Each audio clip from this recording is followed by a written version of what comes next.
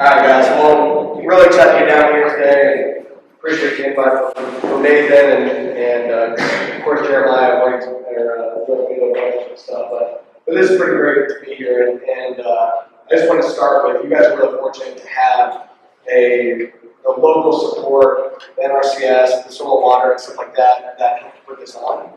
Not very many places around the country have this. I just wanted to start there and a huge, shout out to these guys that put this on. A lot of times you don't have that local support of that NRCS group that really wants to go out of their way to put on stuff like this. I just want to really start there. It's a huge deal, so really commend these guys for putting it on. And just organizing things like this does take a lot of work too. So it's huge that these guys go out of their way to put on something like this. And excited to share what we got going on. And as we said, obviously I'm dealing with different systems, different soils, different climate, different geography, but the principles are the same. I'm going to really hit on those, of course. You guys have been doing a lot of this stuff for a long time. I mean, a lot of this is going to be preaching to the choir here, and I know that. But that's what I want to get into. What's the next step? So that's what Nathan really wanted me to talk about too, okay? So what's the next step? How do we make more money doing this stuff? That's the key. Yeah, I'm doing, protecting water, drawing down carbon, all this stuff. That's great, but it's got to pay the bills. It's got to go to the bottom line. That's what we're really going to hit on here today too. I want this to be super interactive. We're going to have a break partway through as well. I'm not going to just get here and talk for 2.5 hours or whatever he's got me down on there for. And but we got to be interactive here. I've got some slides, I've got some pictures, got some things that we can discuss. But I want this to be really, really interactive here too. And make sure that you guys go home, get the value that you want, and go home with an idea of, okay, what am I going to do tomorrow? What am I going to do this afternoon? That's our really worry on different events. I get a lot of these different conferences. And we get all excited and get here. It's like, wow, this is so cool. Let's rock and roll. Let's do this. And then you go home and it's like, well, now I'm ready. We're going to get into here later on. We've got some opportunity to keep you guys in the loop. Some more events and some ability to get some data, be able to help you guys out, make sure that the things you learned here today, you can go home and at least go and take something and implement one thing, from what you're finding out here today. So, see where we can go. So, talking a little bit about the company and who I am, what we do. So, I'm the 7th generation on my family's farm. We farm about 700 acres in southeast Iowa, 150-year-old farm. And 8th generation was just born a little over 2 months ago. My wife and I had a daughter about a little over 2 months ago. So exciting to see that kind of legacy and being able to practice what we preach on our own family farm. On our farm, we've been using no-till since 1978, using cover crops since 2013. So really, really pushing hard on it. I'm in a really unique spot too, that Washington County, Iowa. It's kind of like what you guys got going on right here. We see different pockets where there's a lot of people that have been doing this for a long time, that are deep into it, that build community and that work together. We're really fortunate to be in a county kind of like that. That's one thing to see for us. Other guys here that have been doing some of this stuff for a long, long time. So maybe raise a hand if you've been no-till for over 20 years. Raise a hand. And I know there's some over 30 years, and 30, 40 years. That's good guys. What about cover crops? Who's been doing cover crops for more than 5 years? Pretty good little challenge. How about at least doing cover crop within 1 to 5 years of cover crop experience? So a lot of guys that haven't jumped into it yet, which is also really great. So hopefully here we can show you guys a little bit on the opportunity to utilize cover crops, utilize no-till, utilize some of these things as an offensive management tool. And that's what we're going to talk a little bit about here today too. Okay, I think cover crops and no-till and some of these conservation systems, they've been preached to us and they've been branded as a defensive management tool. But really these systems are offensive management tools. The cover crop can be our nutrient stabilizer, it's our pesticide program. It's being able to build up soil and build up the organic matter, build the carbon in it, and be able to build up our water holding capacity. Help us to be more resilient. That's what Nathan started today with as well. Continuum Ag is a soil health intelligence company. I started in 2015. We've got a software that we built to manage soil health data, and we'll continue to build out our company. We just hired our 24th person last week. And been really, really exciting to be able to just take the things I've learned from all those guys around me, be able to build it into something that we can all scale. That we do have tools to be able to go home, be able to go really implement, but we're not going to go on that too much today. I already kind of hit on this, and there's a picture of my daughter Celeste too. But our mission overall is to help 1 million farmers profit from improved soil health. There's so much really awesome activity happening around the world, and so much opportunity to continue to build networks here, build relations, and make sure that that the conversation we're having doesn't just end here tonight. So Jeremiah kind of talked about, what is soil health, and again, he talks about it the same way I do. Soil health is balance, and it's balance in the physical and biological components of the soil. You got to be implementing these principles to be able to create that balance. And I'd like to start with, we're talking now. There's so many different ways to communicate this, and it's soil health, it's sustainability, it's conservation, it's regen ag, whatever you want to call it. And I'd like to start with my definition of regenerative ag, which is the continual implementation of the principles of soil health. It's a journey. You guys hear that all the time, I'm sure you're sick of it by now. But it is a journey though. You're never fully there. You always continue to improve, always continue to do better. Even the guys that learned that have been doing this for a long time, I'm sure you still have things that you look at and continuing to improve year over year. So I'm going to hit on, kind of how we've implemented all these principles. We'd love best feedback and stuff, pushback, issues, concerns. Let's have a discussion here, because there's guys in the room that are implementing all these principles here. I'm going to show how we're doing them up in our neck of the woods. Step number 1, you got to maintain soil armor. You guys know this. Protect that soil, capture that raindrop before it actually hits the soil and busts up those aggregates. When that rain comes down and hits, it's coming at a high velocity. It hits that soil and it busts up those particles. Then when they settle down in, they get packed.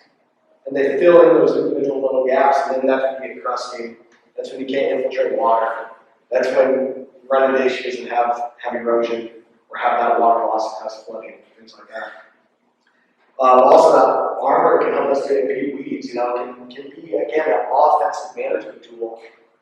It's also being able to help us cycle those nutrients, build up the home for those worms, a home for those microbes. When you go out there and you see it, a lot of guys that go out there with a shovel, go out there digging for worms. One of my favorite things I talk about all the time. That I like to take my interns, take my people out, and let's just go dig for worms. And you see those worms, come out, especially at night. They'll come out and they'll grab all that plant material, they'll pull it down into their little burrows, their little earthworm knitted, their little homes. And they basically make a mess of themselves. Typically, be out here every day. They dry up, or they're susceptible to, worms when you get on or other predators. So those worms will go and grab that worm, pull it down into their hole, make a little nest for themselves. So that at night or during the day, they don't have to go out in the open. They've got that material right there. And they're able to pull that material down and cycle those nutrients for us. Once it goes to that earthworm, comes back out the other side, that earthworm manure, basically, that's some of the best fertilizer we could possibly have. I've seen guys that have done, even collected a bunch of those little earthworm cascades and sent them into the lab and get analysis on it. That's some good stuff, really good stuff. So we got to build those guys up. Let's do it. Appreciate you jumping in. Because I start rambling and then so. How hard is like insecticides, soybeans, and fertilizer on killing worms? Yeah. Is it harder? It's a great question. So this question's on what about our insecticides and stuff? Is that going to hurt their worms? Is that going to kill them? And it basically, it's impeding the whole cycle too. I don't have the direct data on is it going to kill a worm, is it not going to kill a worm? And I'm sure it depends on where they're on the soil and what type of insecticide it is. But as Jonathan Lundgren has done the work, and a lot of you guys have probably seen, for each pathogen that you're out there trying to kill with an insecticide, there's 1,700 beneficials. So it's not only those worms, but it's all those other critters too. Those beetles and what they call the grinders and the chewers. That's what worms are. They're going to take those bigger plant materials, eat them, grind them up, and when they come out the other side, they're in a more basic compound for those microbes. They'll break it down too, make the plant available. So whether it be the worms, or whether it be all the other insects too, anytime we use an insecticide, you're going to kill more than what you're just aiming to kill. On our farm, we've been using a lot of just sugar instead. I had some herbivores here this year, and I'm sure you guys have had experiences with herbivores or slugs or some of these other issues, because we are, by building up the arbor, by building up that having cover crops, having some green out there, we provide more habitat. Stink bugs, all that stuff. And so what we've done is instead of, I see a lot of guys when you first get into this, utilizing insecticide as your insurance. It's cheap. Toss it in the tank, go make the application. Well, yeah, you might be getting the stink bugs, but you might be getting these other guys too that are there that could have helped you to protect against a stink bug issue. And protect against some of those other worms or other insects that you can't out there. So we ran a trial for this year. It was on my actual farm. I've got a little 40-acre farm that I bought right around the corner from Mom and Dad's place. That's Marvin ones this year. We ran a trial looking at insecticide versus sugar and water. I went to the grocery store, picked up just some regular table sugar, and then we ran it against some fish guts kind of product too from this grow. It's a fish emulsion and stuff. Because Dad calls, he goes, yeah, I've got some worms out there in the corn. But I have non-BT corn this year too. Roundup corn. So it's Roundup corn, non-BT, and Stein, sometimes use cheap, like $130 bags of corn. And you got some market. Dad goes, well, I'm talking to Russell Hedrick, and he says, hey, just go use some sugar and water.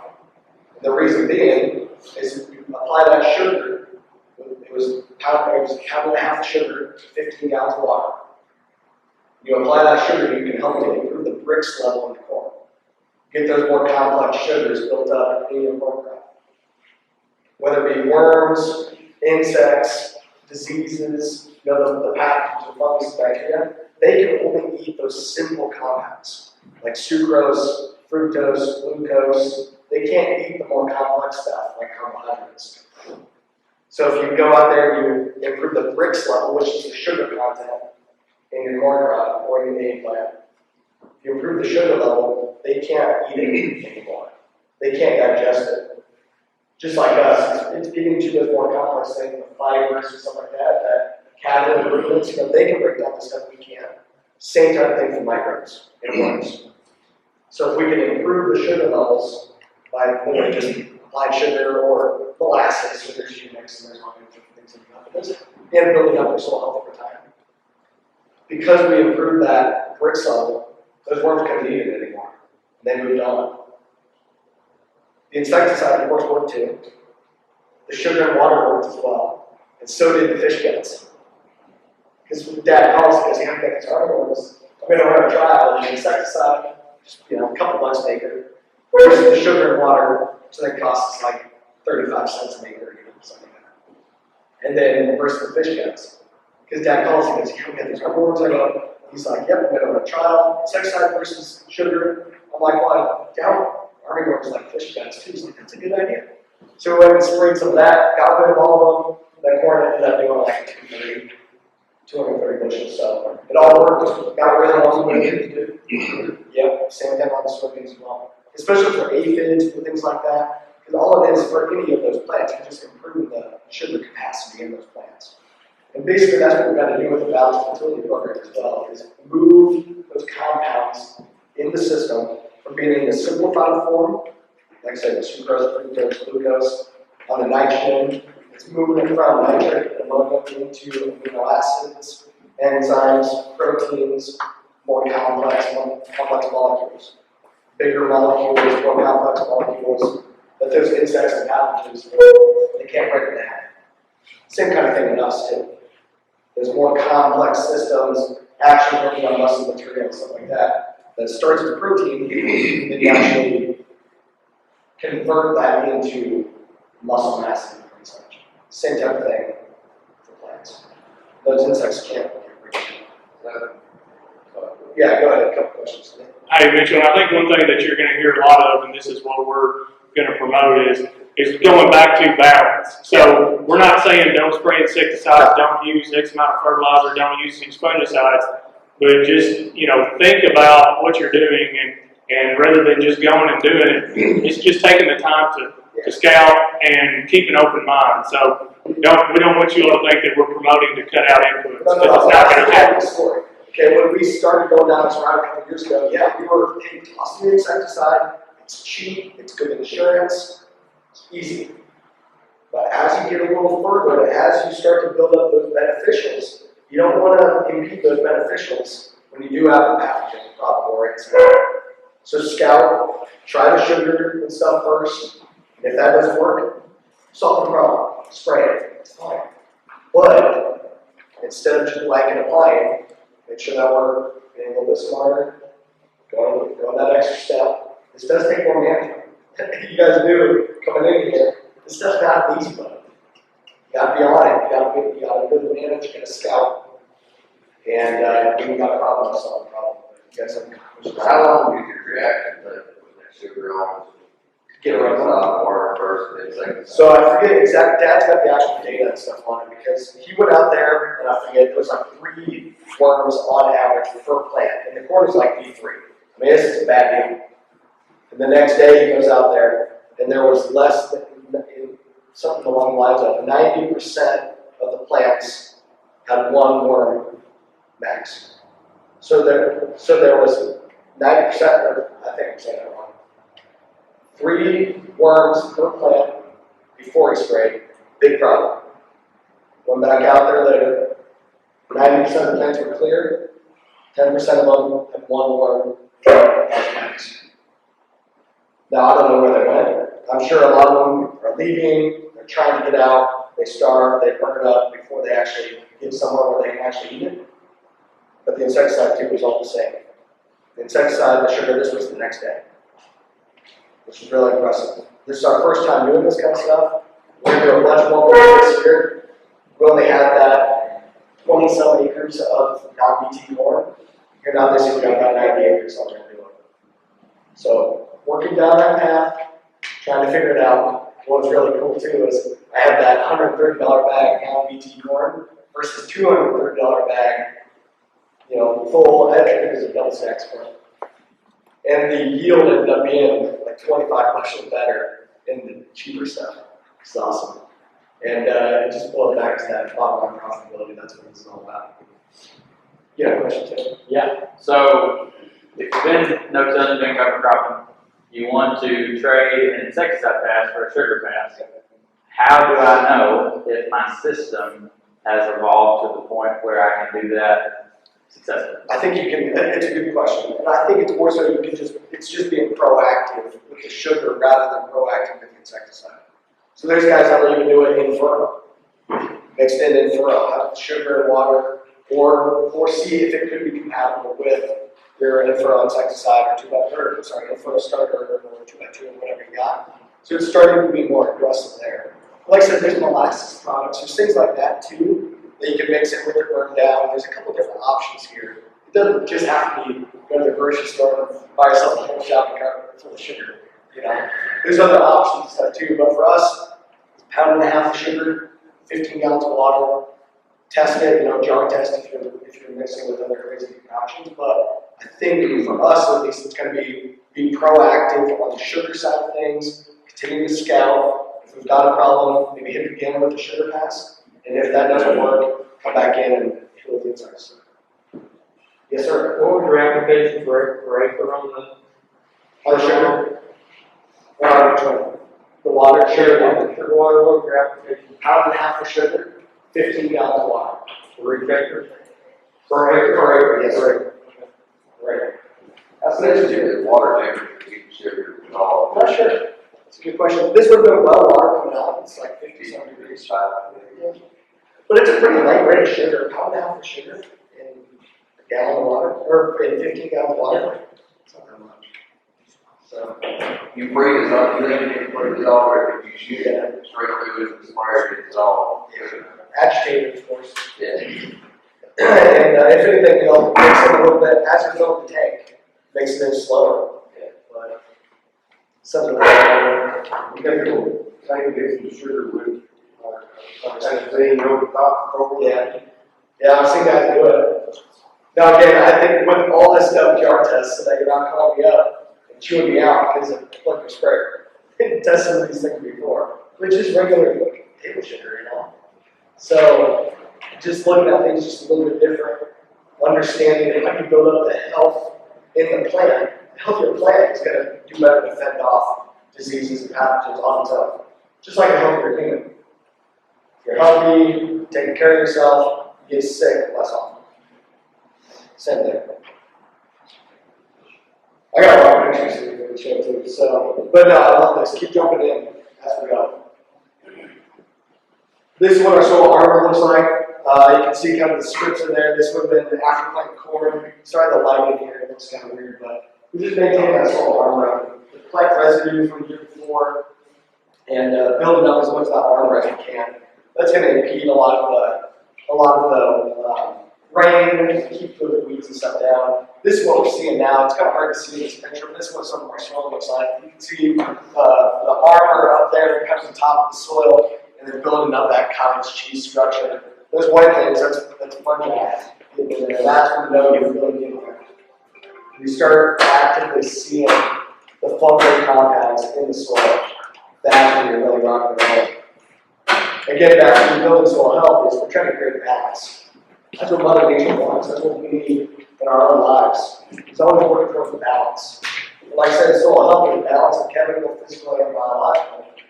But then there's lots of other balances within there too. Balancing pH, balancing calcium and magnesium based on your type of soils, balancing the fungal to bacterial ratios.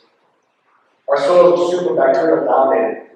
And over time, you start to actually see you can build up the fungal communities in the soil. Bacteria, one-cell microorganisms, they can only eat and break down very simplified compounds, simple sugars. These more complex microorganisms, like fungi, they can break down longer compounds, bigger molecules. That's when you can really get more nutrient cycling, get more of that nutrient cycle back down into the soil, whether that be from your crop residue, from your manure, from chicken litter. As you get these more complex microorganisms, you can break down more complex molecules in your system. Break that down quicker, get those nutrients back to your cash crop, so you don't have to fertilize it as much. Allowing the natural system to work. We starting to see it, and of course it all depends on where your starting point is. And I get it, this is my Iowa stuff or whatever.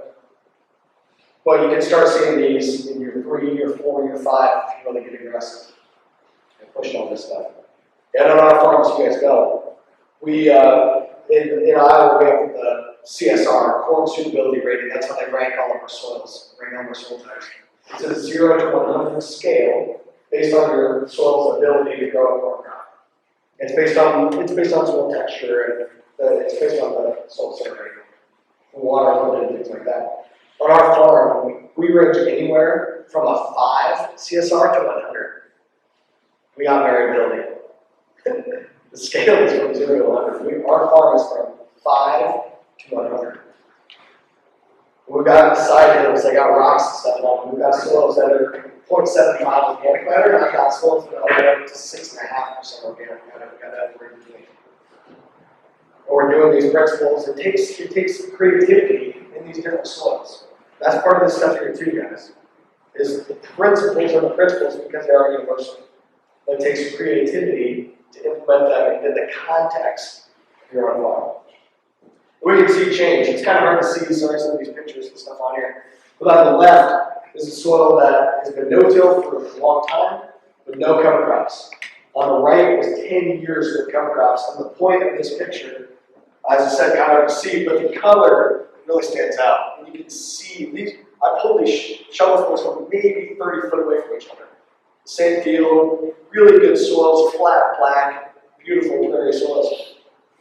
And what you see here is this lighter colored, which of course is from the organic matter, it's from the carbon, but that is also directly leading to, of course, water capacity.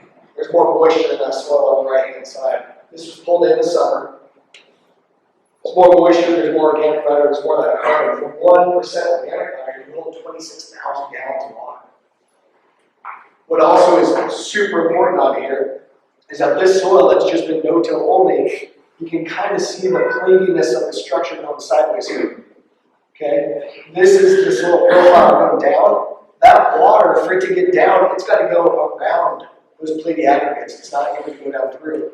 Where over here, you've got the cottage cheese, that water can infiltrate down through appropriately.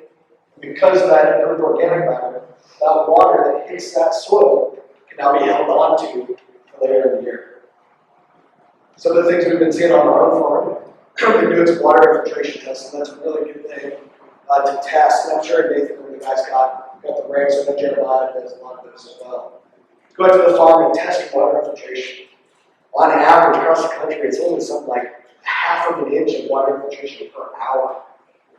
And now, when we get these big rains and stuff, no wonder we have flooding, no wonder we have issues in the Gulf of Mexico and other places. So we're not getting that water down into our soils. Then in the summer, then fields burn up, and then we're cussing that we didn't get the rain. Well, we got the rain, it was just earlier in the year. We need to be able to hold on to it later. We're going to do a water infiltration testing on our farm. And where's my sidekick Jeremiah? Give me a water here. Give me your left. We've been doing water infiltration testing on our farm. And what we found here is that we can infiltrate now 4-inch rainfall in less than 5 minutes. The nationwide average would be able to do 1/2 inch an hour. We can do 4 inches in less than 5 minutes. That's been just a couple of years. I've really focused on this stuff too. That's what I want to stress. Yeah, we've been no-till for a long time, but it wasn't continuous no-till. It was like, well, I think you guys stuff too. As part of the rotation, there would be a tillage passing every once in a while. Now we've only really been focused on it for the last couple of years, being able to really build up that water infiltration. The first inch of water that hits our farm, we can infiltrate in 6 seconds. The second inch goes in 23 seconds. The third inch goes in about 1:15. The fourth inch in 2 minutes and 26 seconds. We stopped after that. So like, all right, sitting pretty good. But my point being is even to be able to get a couple more inches an hour, in order to get your infiltration built up, get to be able to just hold on to that water. When it comes and hits your farm, I think you gave ground quote that it's not about how much rain you receive, it's how much rain you actually receive getting into your soil.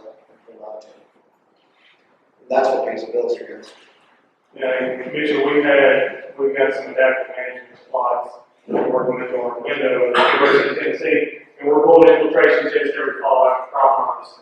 And this was in a corn bean rotation. We took 5 acres out. We wanted to just go to corn bean rotation so we could get 5 years of cover crop data. And pulled infiltration, and we have seen where the non-cover crop fields have gone down anywhere from 1/2 inch to 1 inch. And some of we're doing 3 species and 5 species, and now we're getting on up into 3.5 inches an hour. And so I think that's an important part too, where all we did was take the weed out of the rotation and never had cover crops on it.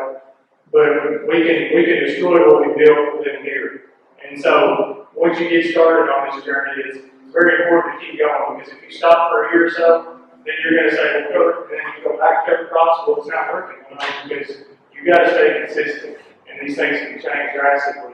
But seeing that as well, it's a great question. And that's the thing, that building up this aggregate structure, building up that water infiltration, if you go in there and destroy that, you just ruin everything that you've built up.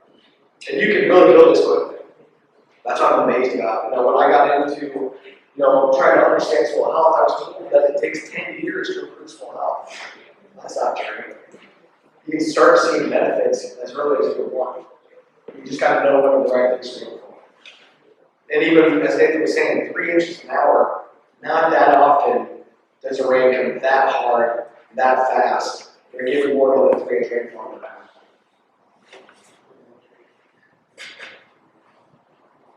Minimizing disturbance, okay, so it moves kind of right in here. And as you build up that aggregate structure, that if you're going out there and destroying it, you're back to square one. I want to stress here too, that a lot of what we're seeing where we hurt our soils is not only with tillage, not only with physical disturbance of that soil, but we can also do this with our chemicals and stuff as well, kind of back to your point too. But I see a lot of this also again, if we're over applying nitrogen, we're throwing off that carbon nitrogen ratio, we're stimulating our microbes too aggressively. basically overstimulate them with sugar. As we overstimulate them, now that carbon nitrogen ratio is lower, they're too active, they burn up the easily available carbon, and they start going to the more complex carbon molecules in the soil. Those more complex molecules, like what's in the organic matter, in the humic components of the soil, if those microbes don't have readily available simple sugars, they'll start to eat the house. The house being the organic matter, the actual structure of those components that hold your aggregates together. You've got to feed them all the time. But again, fostering balance and imbalance in that physical component of the soil. Maintain balance of oxygen getting out in there too. This is another big one.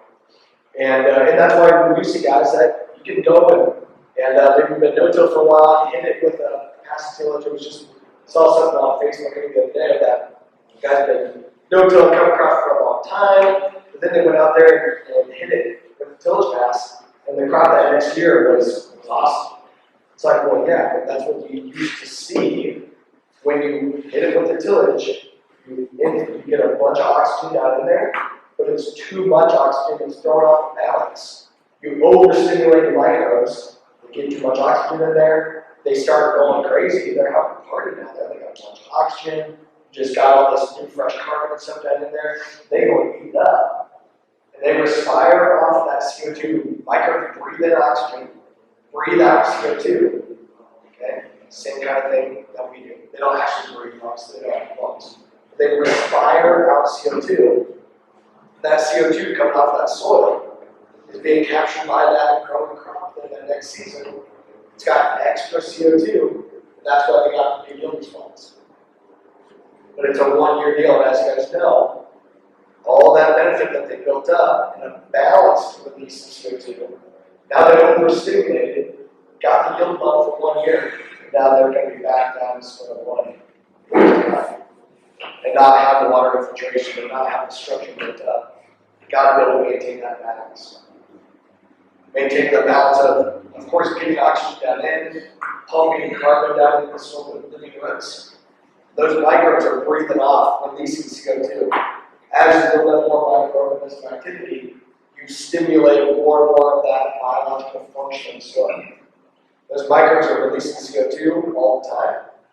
You guys are releasing that all the time, even here today, versus my soils, that's 5 degrees. That microbes aren't doing a whole lot. And even you guys that are frozen up, but it's frozen at the top, there's still activity going on down there all the time. And even in soils that are really frozen, there's still activity going on all the time. Those microbes are releasing out that CO2 every day. We've got to have a living crop there to be able to capture that CO2, or else it goes to the atmosphere, causes some of the problems that we've got. Plants breathe in CO2 and breathe out oxygen. Obviously, they don't really breathe either, but they respire in the same way. Plants breathe in CO2 through the stomata. It's on the underside of the leaf. It's designed for that soil to respire out CO2. Plants capture it on the underside of the leaf, combine that carbon, I don't know what it is, combine that carbon with sunlight energy, to convert that CO2 back into sugar, and they pump up to 70% of that sugar back down into the soil to feed the microbes. The microbes take that carbon, they reproduce all the time, their life cycle is super short, they reproduce, they get eaten, they replicate, they utilize that sugar, combined with simple nutrients in the soil. When they get eaten, they get pooped back out, now those nutrients are there, readily plants available as fertilizer for our crop. Those microbes breathing out the CO2, captured by a plant, recycled back down in. The more that we can have that cycle functioning, the more microbes that we're stimulating in the soil, the more nutrients that we're turning over, the more readily available fertility we've got for our crop. The better our crop's going to be, the more CO2 we've got coming out to feed the crop. The cycle continues. So a lot of these different carbon things and stuff like that, they're warning that we've got these high CO2 levels in the atmosphere. 415 parts per million CO2, up from 230 parts per million or something like that. But what's crazy is that year over year, our most limiting factor for yield across the Midwest is CO2, carbon. This is the issue that these carbon markets start talking about. Well, and you guys have maybe seen the maps and stuff too. They've got some satellite imagery and these maps of the CO2 across the US. Well, in the season, when our corn crop, our soybeans and all that are really actively growing, we really deplete these CO2 that's in the atmosphere. Well, it's down in that cycle, it's down in there, functioning when our corn crop or cash crops run out of CO2, and we're limiting yield. Well, the natural system is that CO2 is not supposed to come from the atmosphere. It's supposed to come from the plants. That's why the stomach is on the other side of the leaf, not on the upper side of the leaf. Where if God intended it to come from the atmosphere, that's where you would put it. So as we stimulate that biology, now we can get that carbon back in the cycle, free up plant available nutrients, but also ensure that we've got the right balance of CO2 going through that corn crop as well. I've never heard all over the place. This guy won't do that. I got a question. Go for it. Is the motel up in the highway, they pick it up because who's up there in December? There's acres on acres. Acres on acres in the world. So I think it's definitely picking up a little bit, but yeah, we're going to go. I did just see some stuff that now they've got 3.1 billion acres of cover crop. That's the big one they've really been pushing on, is the cover crop adoption. Iowa's got 23 million acres of corn and soybeans. Oh yeah, 3 million acres of cover crop. Delaware still got a long way to go. We were talking last night at dinner. You guys' state cover crop house program is pretty awesome.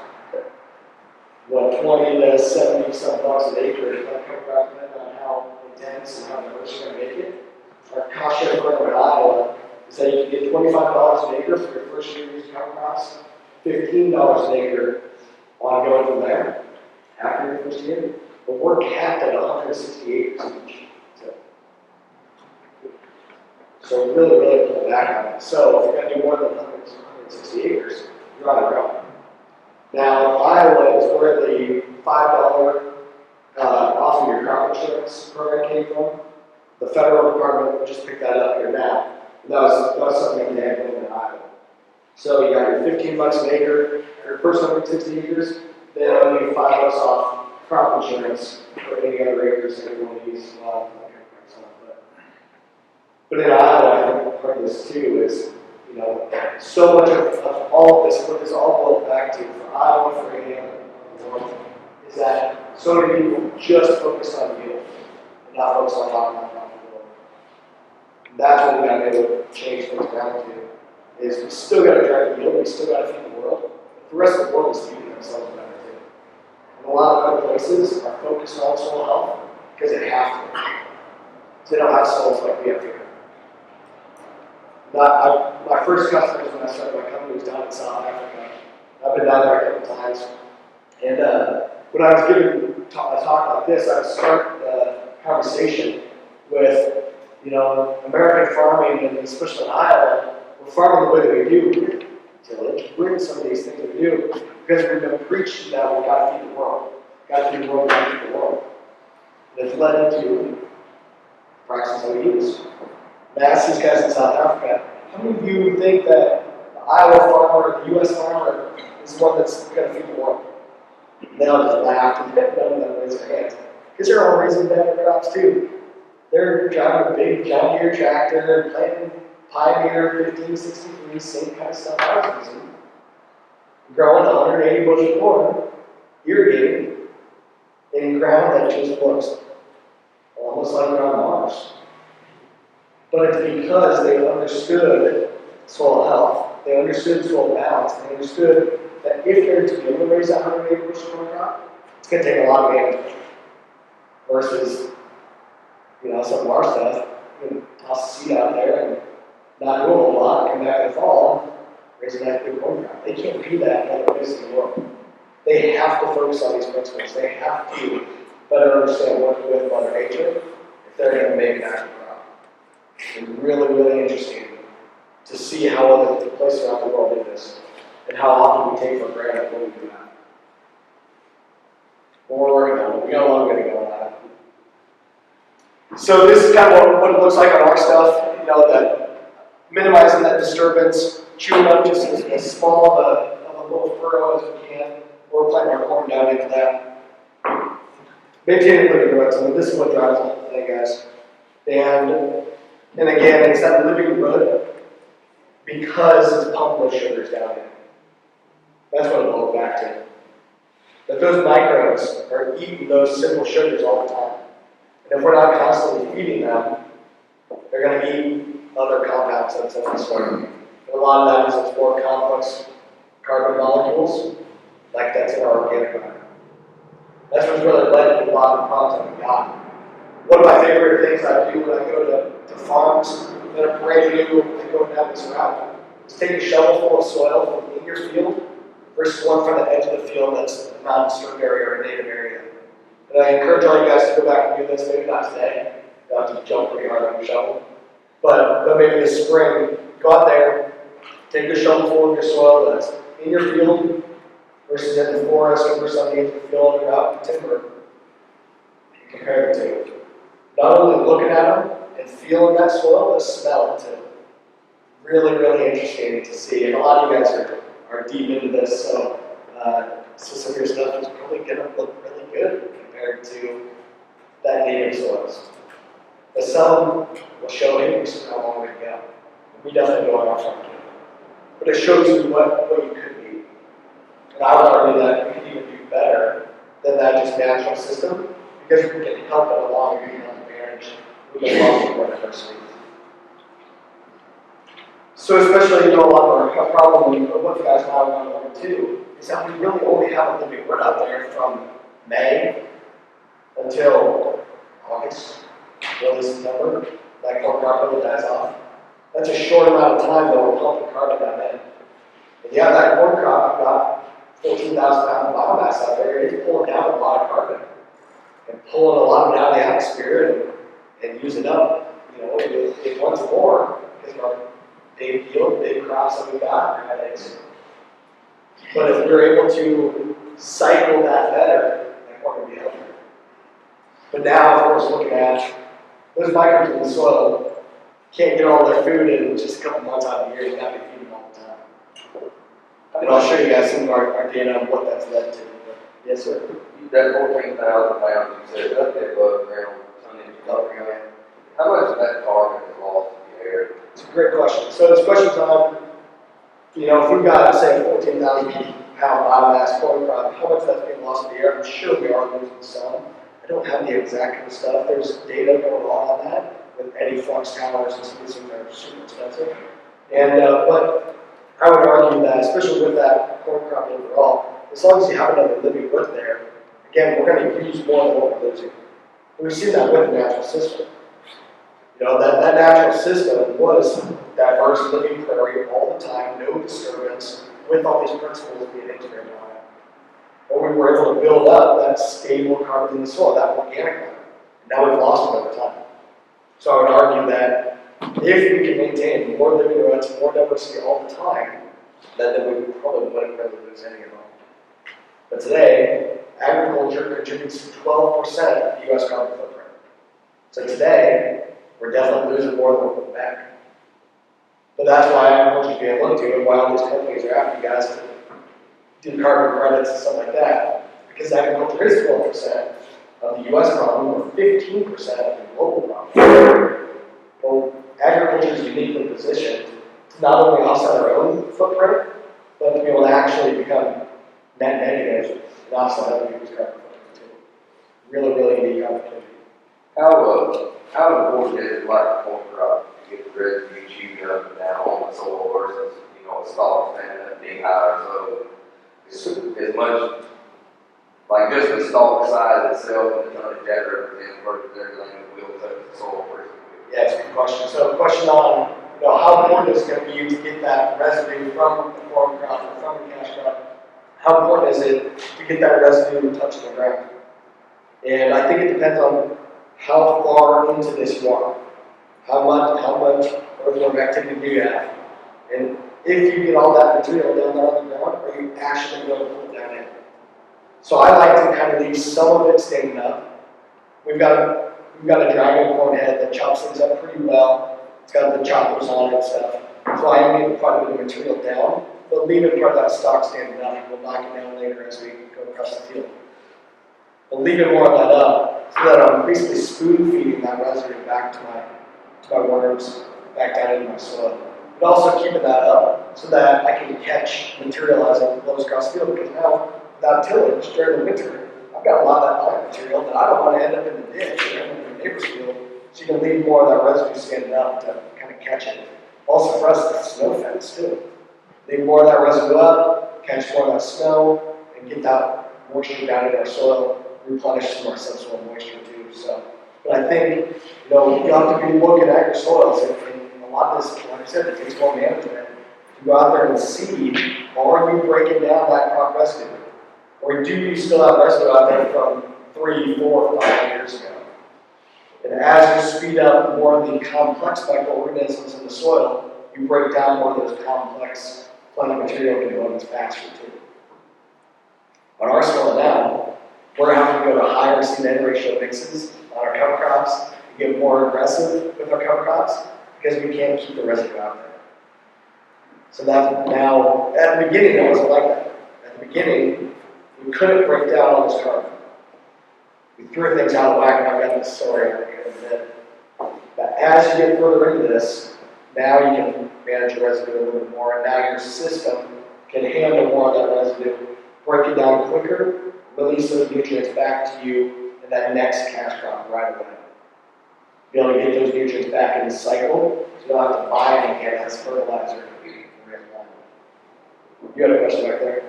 Well, I was just going to allude to when he's asking about how much carbon is given off. You need to remember that the system is designed for carbon to be given off, but we need to have that interface of it's designed to be given off for another living plant to be absorbed. So that's where the road meets the road. Are we giving it off to the atmosphere, or are we giving it off to the next living plant? And if we're giving it off to the next living plant, then we're stimulating the cycle that it's designed to go.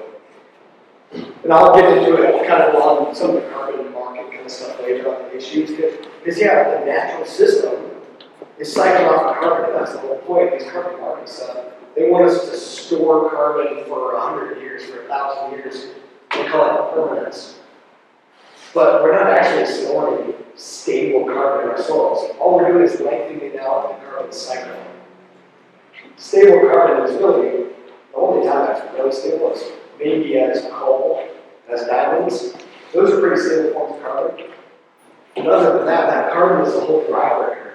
And it's what's actually moving the system, like I'm saying. This is what it looks like when we're plugging into it. Kind of hard to see again on some of these pictures, but this is like the corn we're bringing into the cover crop.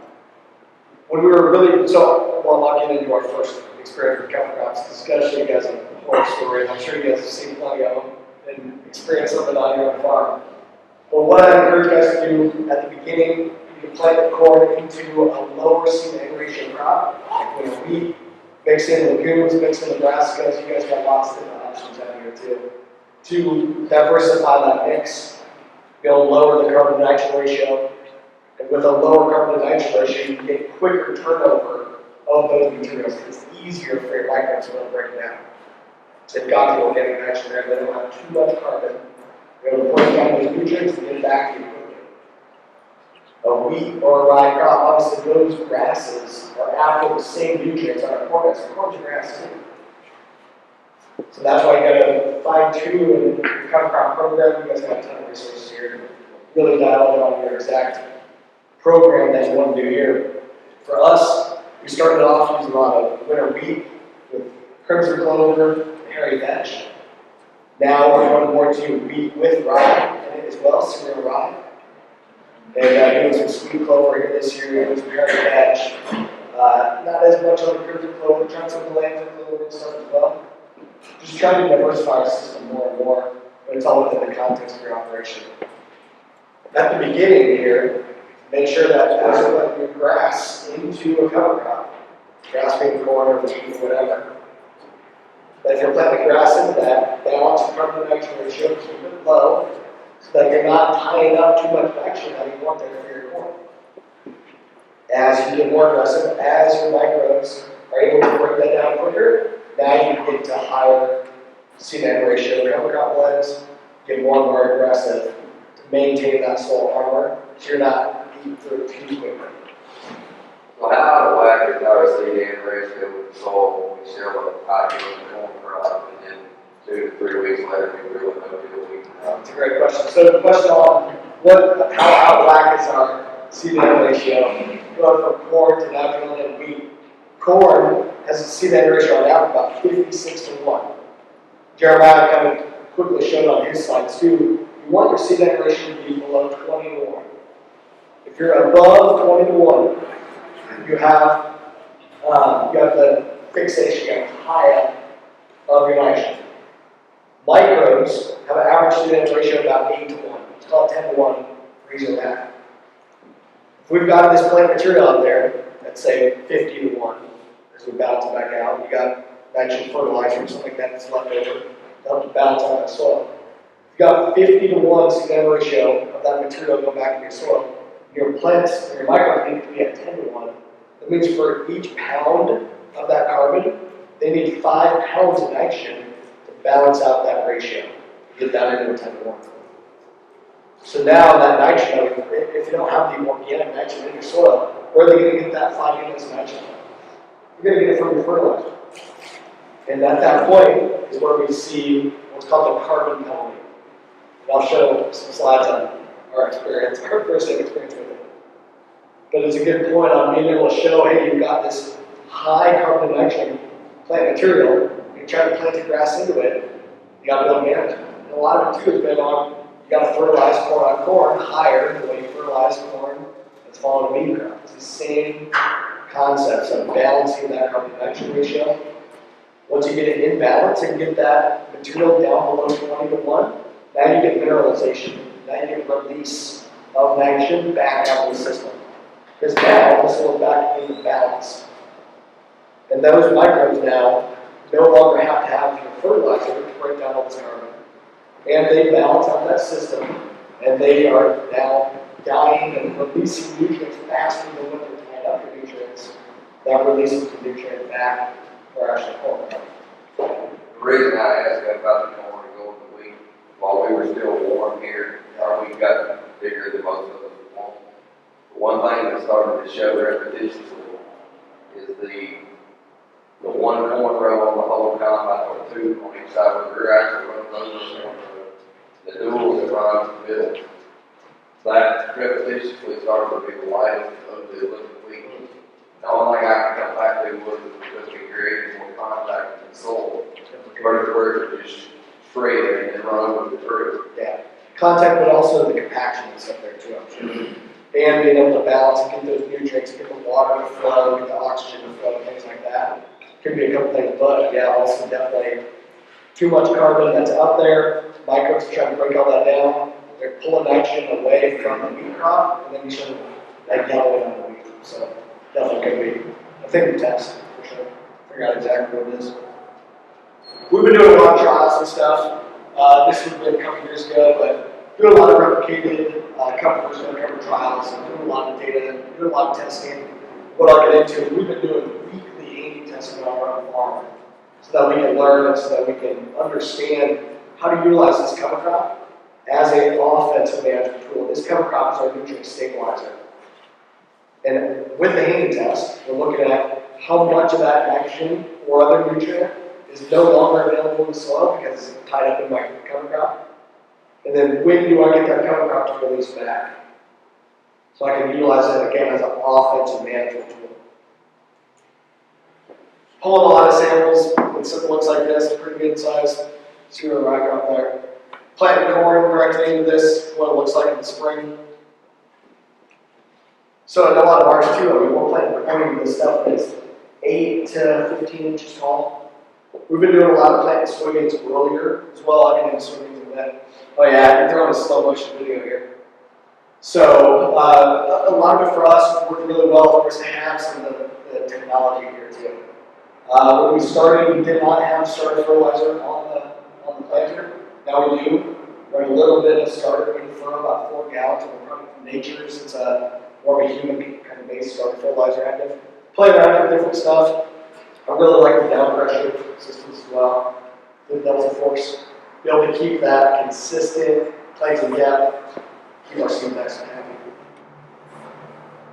So this is our program here for our corn program, planting green. Okay, so in the fall, planting 25 to 40 pounds of blend of a variety of different things. And the blend depends on when you're getting planted, and you guys obviously got to work with the local resources and dial in what's going to be the right thing for you. If we're planting early in the fall, we'll use a lighter rate on the wheat or rye, lighter rate on the grasses, and try to go a higher rate on the legumes. For us, we have plenty of issues trying to get some of these legumes over the winter. We've had pretty good luck with hairy vetch, decent luck with crimson clover, like some of the sweet clover this year. Trying some of these different things. But as we get later and later into the year, up those rates, and some of the legumes might not work quite as well as go later on into the fall. It is part of playing around with it. What's worked really well for us too is to have those legumes protected underneath a mat of the grasses. Help to keep that soil a little bit warmer, keep the frost off some of those legumes, try to help them out and make it a little bit. What we do now, we're still using some anhydrous in the fall. Working on getting away from it. We've got a couple different trials here this year to get away from it, but again, it's been a progression. It's been in the system for a long time. Working on getting away from that. Right now, we're anywhere from 80 to 120 units of fall anhydrous. A lot of it, we used to be 180 to 220 units of fall anhydrous. Yeah. Much deviation are you seeing on your biological assays on the anhydrous ground versus the non-anhydrous? Yeah. It's definitely hurting. It's definitely hurting. And anhydrous is going out there and definitely hurting our things. My guys have manure, wrapped in the anhydrous, 100% see it every time. Their biological activity is definitely better. Do you have much presence of fungal component on your anhydrous ground at all? Yeah. Yeah, but it's because I think we're mitigating against some of that anhydrous by using light rates. We've also used water-based polymer additives as well. I'll get into kind of why that's important. But utilize some of these stabilizer type products that protect the microbes against that anhydrous and stuff like that. We know it is. Now, for our system, it's been obviously a short-term, cheap source of nitrogen. We're playing directly on that strip, so it's kind of a strip till program to help us further get into this. And then we're trying to balance out the negative with positives. And I think that's why our fungal community can definitely be better. Our biological community can definitely be better. We've got a long way to go. But for that negative of the anhydrous, or some of the other things, the roundups, the other stuff that's directly impeding our biological activity, I believe that if we're balancing out some of those negatives with positives, we can at least keep going in the right direction. Maybe not as quickly as we could if we really got there, but it's part of Your anhydrous is probably going on the different covers. what was it? Good. It's probably been applied, not been on the different cover. That's right. Yeah, so we're planting the cover crop following combine, and then in November, then we'll die for the anhydrous when it's colder. And hoping there that doing it at that time of the year, where soils are frozen up or just starting to freeze, that the microbial activity is really low, they can respond back over the winter and going into the spring. But I mean, I've done the data and stuff, I know that's what it was. At least 20% downfall directly from doing that. And my other concern is if we're killing off 20% of our microbes, we're killing off a lot of those good guys. Who's going to be the first ones to come back in and repopulate that soil? Probably not all the good guys, so there could be a lot of bad guys coming there too. So, yeah. Do you have any data comparing how anhydrous affects the biological community versus tillage? No, that's a good question, man. And yeah, I wonder about that. Maybe there are some other ones too. I've got different fields. I'm going to be able to show it in aggregate. These fields have been tilled. These ones got anhydrous. These ones got manure. But in the tillage too, you're going to stimulate some of those micronutrients, going to stimulate your bacteria, you're going to destroy all those compounds in the soil, and break it into components.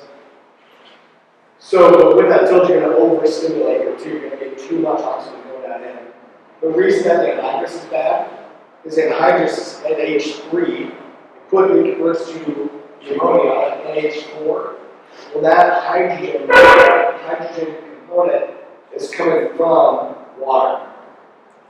Anhydrous means free of water. Okay, so that anhydrous ammonia, no water, NH3, that enters into the soil and has a chemical reaction with water molecules to pull the hydrogen off of that oxygen and convert from NH3 to NH4. Well, depending on the moisture, of course, in your soil, part of that water is in that microbe cell. And microbes are subaquatic creatures. Those microbes are living in and on and around that water. So as that NH3 converts to NH4, it's destroying that water molecule, pulling that hydrogen off it, and frying those microbes. Microbes are made out of the exact same things that our cells are. We know what anhydrous does to get on you. Same type of thing for the microbes. It's a huge one that we're going to get away from. And like I said, this year we've got a long-term trial too with the fish gut product that I mentioned earlier from Pacific Grow, where we do have a trial with no anhydrous. If you drive water on, it's above the anhydrous. Yeah, so what we do then in season, so we've got the lighter rate of anhydrous in the fall, we cover crop in November, when it's getting frozen up below 50 degrees. Then in the spring, we've done a little bit of dry fertility. This year, we're not doing any of it. But we've drastically decreased our dry fertilizer as well. A little bit of starter in furrow. With the burn down, we'll add in some 32%. With the burn down, when we burn off the cover crop, then we can dribble on 32% later on in the year as well. We don't have the wide drops. We just have drops on our Haggy itself, just longer tubes to dribble down on the soil. But I've seen guys that use wide drops. Obviously, you're going to get the better placement. You're going to get more active response. Would love to be able to go, would love to be able to get further down into that. It's all just part of the transition. That's good stuff. Good questions. What we do too is, okay, so I like planting everything green. We'll plant corn green into that cover crop. Even with cereal rye, winter wheat, those grass cover crops, plant it green. My rule of thumb, if you're kind of newer to it, terminate within 72 hours or so. As you get more aggressive, we're waiting up to 10 days, 14 days before we go and terminate the cover crop. I really like planting green for corn and soybeans because now instead of trying to dry out that soil, just with the evaporation, we now have evaporation and transpiration. Where that living will is able to pull excess moisture from down deeper in the soil and exude it out through the plant leaves. So as plants breathe in CO2, they're releasing back out that transpiration, that water, back through transpiration as well. Helping us dry out that soil. If you're really dry, plant corn, get it killed here quicker so it doesn't dry out your soil even more. If you're wet, you can be more aggressive. I'll get into how aggressive we're getting on our soybeans here too. Well, I'll go through this story. Maybe we hit on the soybeans real quick and then we'll take Sure. Our first attempt at doing this, guys, as you know, it's not all rainbows and butterflies here when you're really trying to push. In 2015, we didn't know what the heck we were doing. I was still at Ohio State. Dad was saying, hey, we got this, there's this cover crop cost share deal. We got a local guy that's on the county conservation board that said, hey, there's a good opportunity. You guys should do this. Plant about 100 acres of cereal rye. Didn't know how to set the drill. Thought that we were trying to use the one-size-fits-all recommendation. And for Iowa, we recommend a bushel of rye. That was the one-size-fits-all recommendation. No matter what you're going to next year, no matter what you're doing, because they had a lot of them there to believe that cereal rye is the only thing that's going to work in Iowa. It's not true. But it's an easy blanket one-size-fits-all. So Dad thought he was applying about a bushel of rye. Well, it turns out it was a lot more than a bushel. 75, even up to 90 pounds per acre. Didn't change the fertilizer, didn't change the herbicide, didn't change the planter, didn't do nothing. Just thought, toss it out there, see what happens. And then, well, that was the corn here at the beginning. So the corn that's on the left here was the corn that was planted into the cover crop. Stuff on the right was our regular no-till system. Not good. This is what it looked like. This was the line. On the left, planted into the cover crop. If you look close, you can kind of see some of the residue down here, down in here. Left, planted into the cover crop, right, our regular no-till. Screwed it up big time. Identified what we screwed up, but we wanted to run this trial. That corn on the left still did 245, which you guys got accustomed on the back high. But 245 bushel corn, if we would have had the whole field like that, would have been our best corn crop ever on that farm. But that stuff that was green and looking pretty, that did 265. This is 2016, we had an amazing year. And, but the issue was, we had all that cereal rye, didn't have our microbial communities intact, we don't have an arm on the farm. We threw off the seed egg ratio. I was doing weekly Haney testing on this stuff. We found that our seed egg ratio was all the way up to 70 to 1. Way out of whack. How do you identify that? So, With the Haney test, yeah. With the Haney test, we can measure this stuff. 70 to 1. We had all this freaking carbon out there. Because we planted it too heavy, we also didn't get it terminated very well, didn't change the fertility program, and that, all that cereal rye really hurt our corn. what did you take the ratio of this? So, typically, you want to do it, well, we would do it like May 15th or so. May 15th, May 1st, June. Was that for Like today would be April 15th. I like to do A/B testing in season about 2 weeks before side dress.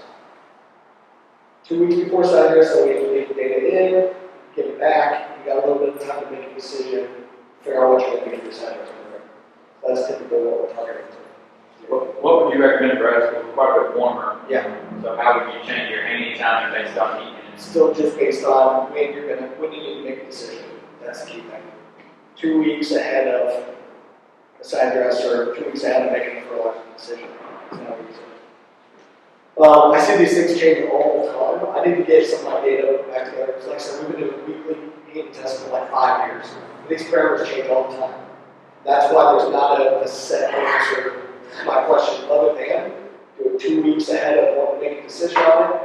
It takes about a week to get the data back from the lab. You got a couple days to make a decision, adjust the variable rate, and if you want to, you're good to go. Have you found that 50 degree minimum temperature is a hard 50, a soft 50? No, definitely soft 50. Okay. Definitely soft 50, but also the problem with the Haney test and the stuff that we do is you might be gathering that soil when it's below 50 degrees, then you mail it off and it goes into the lab where it's a nice warm 70 degrees, and it responds a little different. Okay? So with that tested at the time of year, you gotta kind of take it with a grain of salt for that reason. So how do you compare year over year with that variability? By cross-correlating back to soil moisture, to the temperature, to what happened right up before that time. The tool that Amy's working on now that's going to be able to fix this problem is now they've got real-time CO2 sensors that are going to be out there. We can go out to the soil and measure biological activity right there. That's going to be a game changer for all of us. So the SH1 thing? So this is his new, I don't even know if he's got a name for it yet, or I'm sure Adam can something too. It hasn't been officially named yet. Yeah. It's the Haney project. Yeah, so it's kind of his Dr. Haney just retired a couple months ago, so now of course he's got to take more stuff out in his barn so the wife doesn't kill him. And, but they've got these CO2 sensors that what they're doing is a PVC pipe. They've got holes drilled into it. You put this PVC pipe down in your soil, they got a cap on it. And as the microbes breathe in that soil, some of that CO2 is going to go into that container. Then you can go out there, plug in his quick connect hose on it, and then it pulls the air out of that tube, runs it through a sensor, and shows you the CO2 concentration. right there on the little tablet in real time. So, I think that would be huge to cross-reference back. Because I see these numbers change all the time. All the time. So, when you pull your Haiti test, when you're looking at the results, you've got to pull it back to what was the soil conditions when I took the test. But also keep in mind that when it goes to the lab, they take the soil, they dry it, they grind it, it's all dried out to get down a consistent baseline. Then they put some water back into it, it's stored in an airtight kind of a mason jar overnight for 24 hours. Then they read the CO2 coming off it. So that soil, they dry it down, and then they re-wet it to kind of simulate a rainfall. And that's where the burst is coming. So if those microbes are sitting there all winter, just kind of hanging out, you're going to have lost a lot of them. That's where your CO2 burst is going to be that good. But also, you guys that have been sitting there, now they're going to rain, you're like, oh sweet, this is awesome, you can get a big burst. So you got to factor that. That's a good question. Maybe we do stop here, rather than go to the beans. I thought I was going to get through all this stuff in like this first hour, but this is great, this is what it's for, to ask me the questions. So the main thing maybe that, where we've come, okay, so our first year doing this stuff, we lost $100 an acre.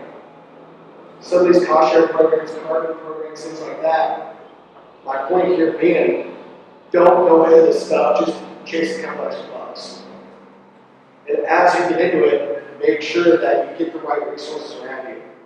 That you're going home here, learning from other people, building community to understand how to avoid some of these catastrophes that we have. Now we know how to get by. Now, my bottom line profitability, my point is $350 an acre. And my land expense is $450 an acre on my little 40-acre farm. Our overall average across the whole operation is $250 an acre. It's our average land expense.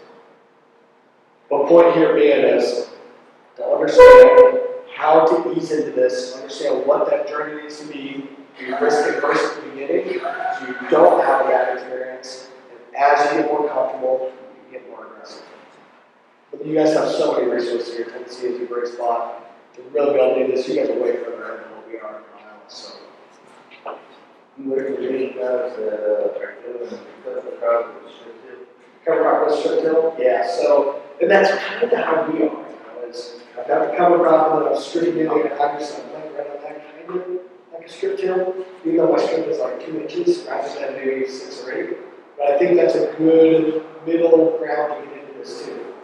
All this stuff, guys, is fitting into your context. Could we be further if we didn't have anhydrous? Could we be further if I lost something? Could we be further if we were more aggressive? Yes. But also, you've got to make it work for within your program. And if it's strip till, it's going to allow you to not have to spend much money retrofitting your corn planter to be able to really use those effectively. Hey, it's better than what it works. Continue to figure out how aggressive you can be as you go. Especially if you go strip till or like us, and I find the anhydrous. When that cover crop just comes up just all in the fall, and it works pretty well. And a lot of that stuff will back out in the spring. All right, when you check it, say your corn, one thing that your seal levels are off, is the only way to break it is with your knife. Yeah, for the most part at that point, that's where it's also understanding the context of how much nutrient is out of that cover crop and what kind of blend is it. You can do testing of the actual cover crop material itself. Take like a 1 meter by 1 meter or 1 foot by 1 foot, clip all that material, put it in a Ziploc bag and send it out to the lab, and they can do a tissue test on the actual nutrient that's in that material as well.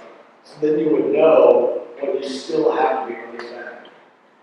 But then based on biological activity, it's going to tell you how quickly you can release it back to your system. That's going to be driven by weather as well. How I like to do this is our overall rate of nitrogen we keep the same. If I've got a big cover crop, then I'll put on more of that nitrogen earlier in the year, at planting or right around planting. Got a big cover crop, because I know that cover crop's tied up with a bunch of my nutrient, and it's going to give it back later. I'm not going to need to cypress as much, because it's going to release back from my cover crops and system's gonna decide what's wrong. So I'll move some of those units to action earlier, you don't need to apply more, just changing the timing. Yeah, in season, if you're showing the gallon in something week too, might be compaction, might be a water kind of thing, but the seed aggregation really will balance out well. Let's take a quick break. Yeah, if you want to push through on soybeans, because when we come back, I'd like to focus on how heavy you put in your fertilizer to like. Yeah, let's go. One thing I think I'll say about, what I saw in our weed, I'm probably not alone, I'm guessing a lot of the weed folks here. You can even see where our grain cart made a turn empty. That's a 650 bushel grain cart last year, floated, big floated. You can even see where it made the turn empty in the field, the line to come and catch the next bag. And so that just took me back to, we stayed warm and this breakdown trying to happen, and we went a little stuff. Other thing I think about too is where you had that, it caused compaction. And even with it being empty, of course, too, you're still gonna have some. And that drill might not be able to get that weed down in the soil quite as deep. Because now you also have that residue, well, where's it gonna throw off the seed aggregation the most? Well, it's gonna be in that upper profile. And the more shallow your seed was, that seed aggregation can get thrown off. The deeper down in, the natural system can balance it out better too. So that also could be part of the combo here of a couple of different issues I've seen. We'll hammer through a couple of these. So we're planting soybeans into rye. That's all we really do. Soybeans into cereal rye. This, any of these things. We'll start planting April 15th, April 20th, and hammer through all the soybeans. In our area, we're doing a lot of 3.1 to 3.8 maturity soybeans. We're pushing further and further on our stuff. Because we're planting the soybeans earlier into that living cereal rye, plant soybeans earlier, we want to utilize more of the photo period. We're using fuller season soybeans, helps with the yields, of course, too. What we do is, and this is wheat too, so we planted into some wheat as well. We're putting soybeans up there early, 45 to 60 pounds of rye. You guys can dial in for your own operation. You guys are going to be even more aggressive growth than what we have. Look at my pictures there. I mean, that rye is not that big. We planted into it really big, just like that wheat. We planted into a 5-foot tall. A lot of it will plant early in the small cover crop. Will allow the soybeans to grow with the cover crop. Okay, so corn, planting corn as a grass into a grass, they're both fighting for the same nutrients. But planting your soybeans as a legume into the grass, now you're able to help to push those soybeans to work harder for you because they can create the symbiotic relationship with the bacteria, fix their own nitrogen to balance out their own seed ratio. What we do is we're putting those soybeans into that rye, allowing them to grow together all the way up to pollen drop on the rye, going near full maturity on that rye before we ever come back across the field with the sprayer. But what we're seeing there is an issue, especially right after the woods, for planting soybeans early is you plant those soybeans early and they get cold, wet feet, and then you get sun death, and you get mold, and you get all these other issues later on in the year.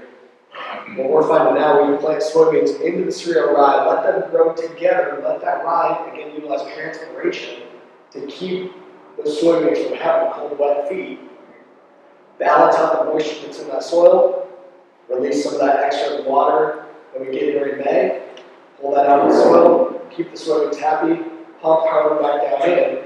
But what we also see, of course, is that rye is sucking up all the extra nitrogen out of the soil. These soybeans are nodulated like freaking crazy because they have to. They have no choice to be lazy. They have to work. Those soybeans are nodulated like crazy.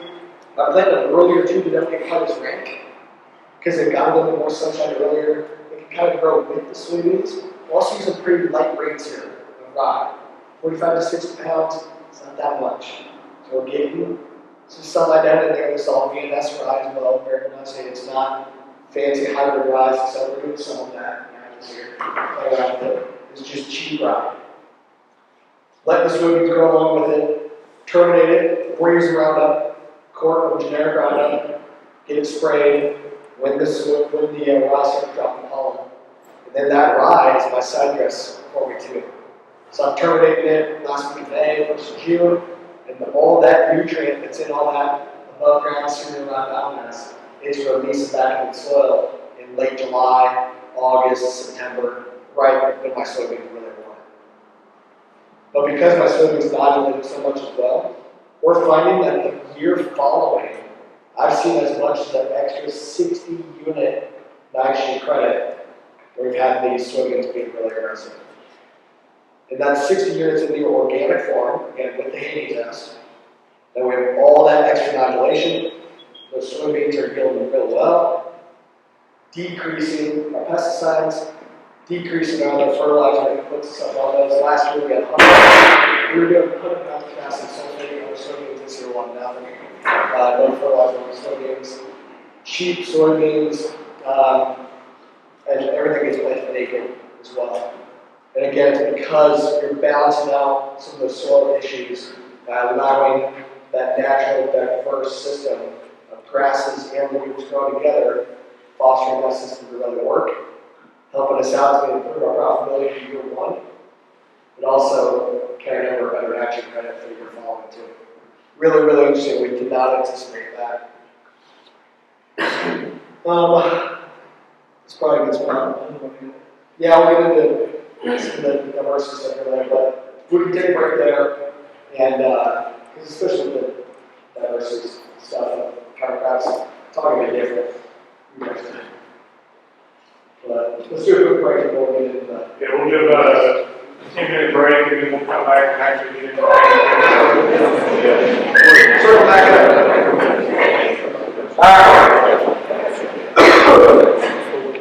Just show you a couple more processes. Principles of being the diversity. You guys have a ton of options here to do a lot of diversity down there. You can plant grasses and stuff. Area veg, crimson clover, plant corn into this. Another thing we've been doing too is 16-inch corn.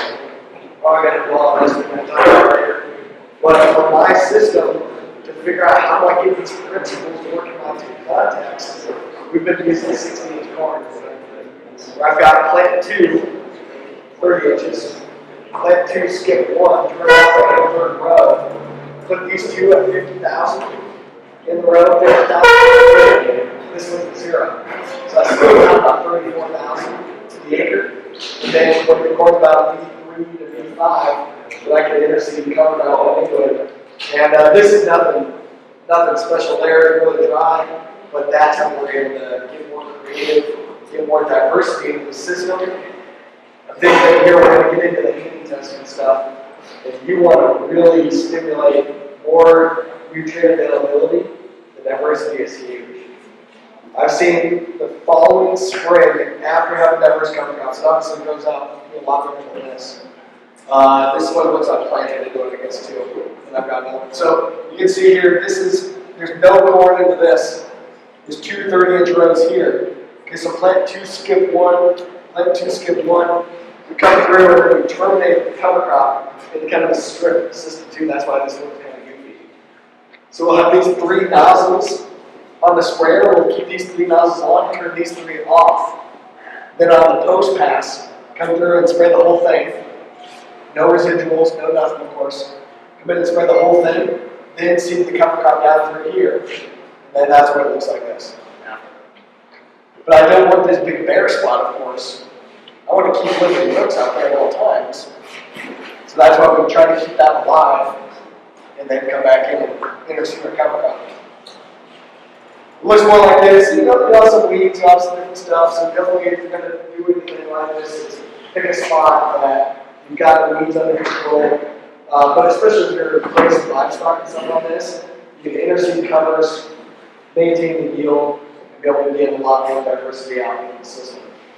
Because I'm doing plant 2, skip 1, I'm able to more easily maintain the 34,000 plants per acre, maintain the yield. I've been doing this for 3 years.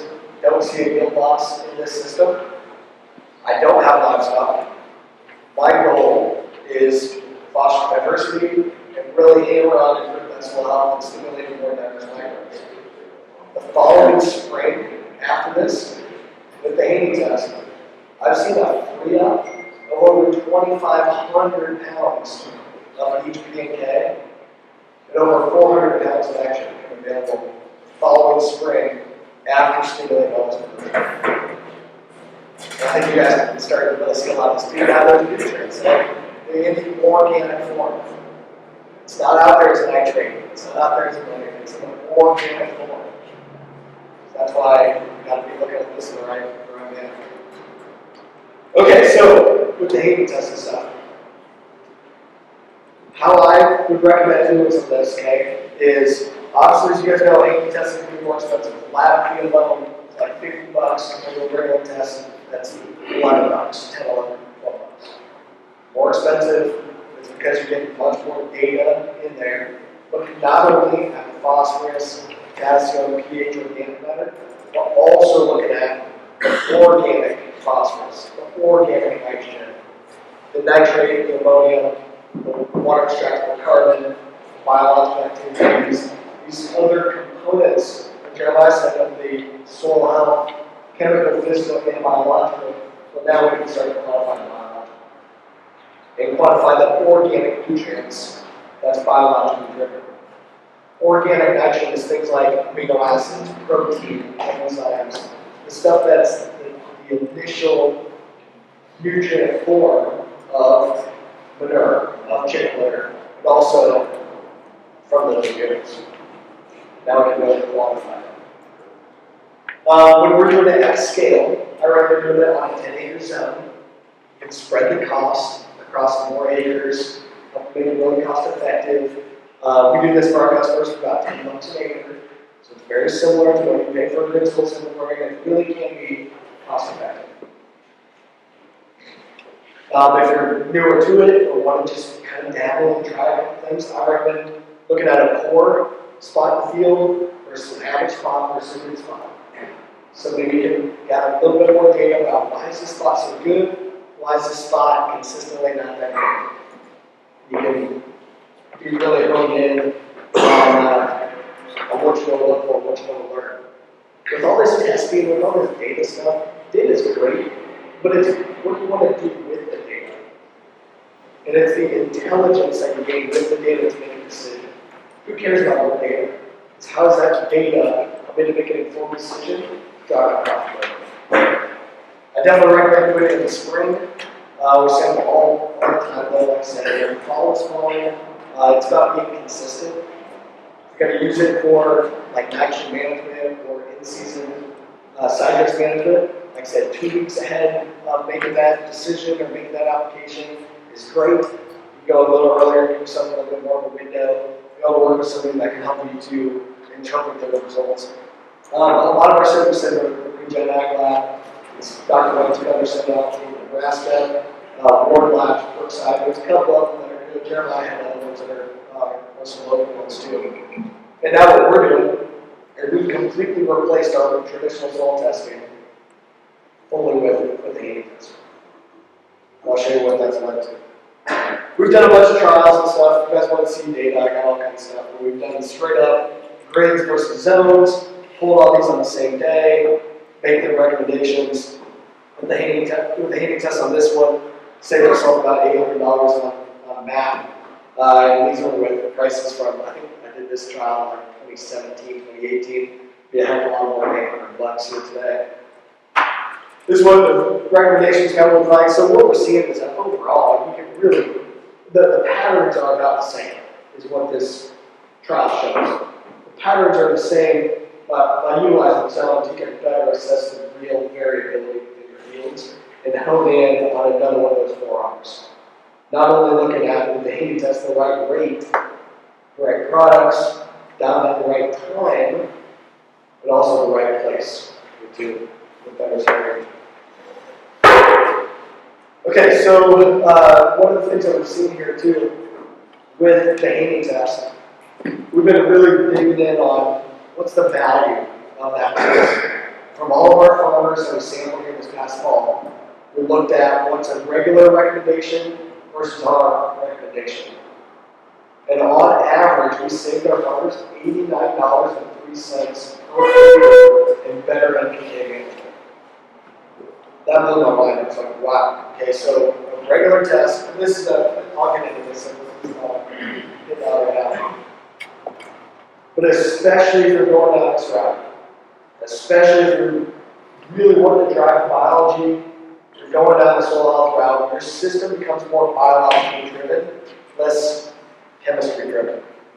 When we started using a lot of heating testing a couple years ago, our system was about 90% inorganic, especially on the nitrogen form.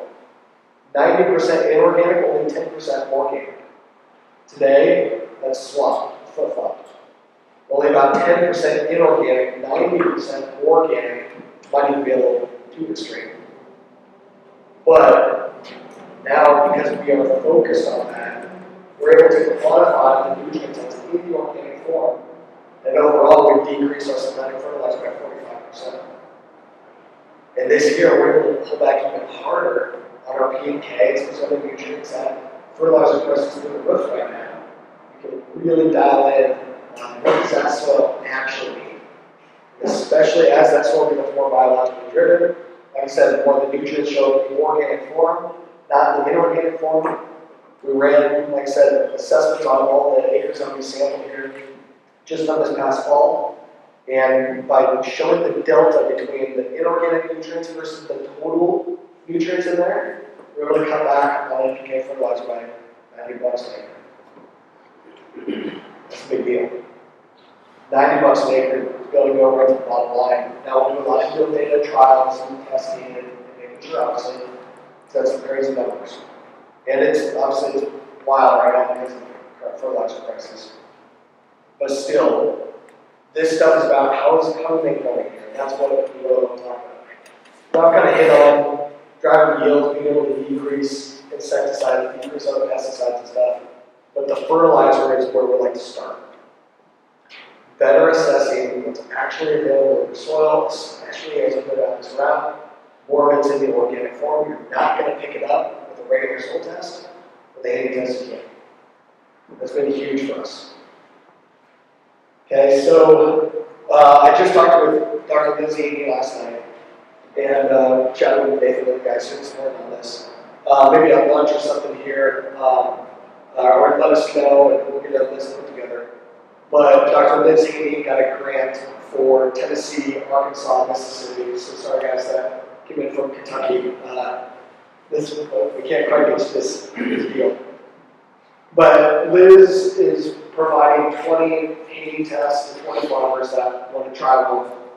I'm pitching in $100 worth of our topsoil data and the tool that we've got, $100 coupon. Pull the sample in the spring, send it to the lab, get a one-on-one consultation with Dr. Lindsay, who she and her husband developed the test.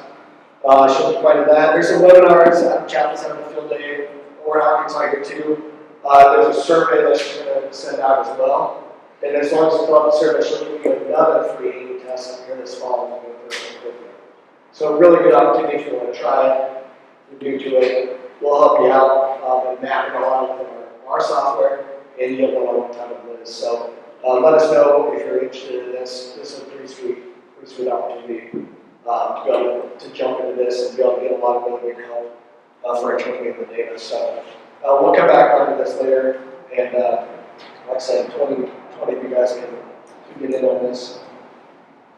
So I'd like to talk to you kind of on how we've been able to utilize this, reducing fertilizer. This year will be even more than 45% decrease. This again, diverse cover crops down in the 16 more. And yeah, our numbers, we saw 2,500 pounds of free up K&K, 400 of nitrogen. I thought that was crazy. But I had one of my other guys, his name's Michael Finito, really innovative, local young farmer. And he'd been doing diverse interest cover crops. We saw the same thing on his farm too. He had over 1,000 pounds of phosphorus and potassium covalent. We're continuing to see this.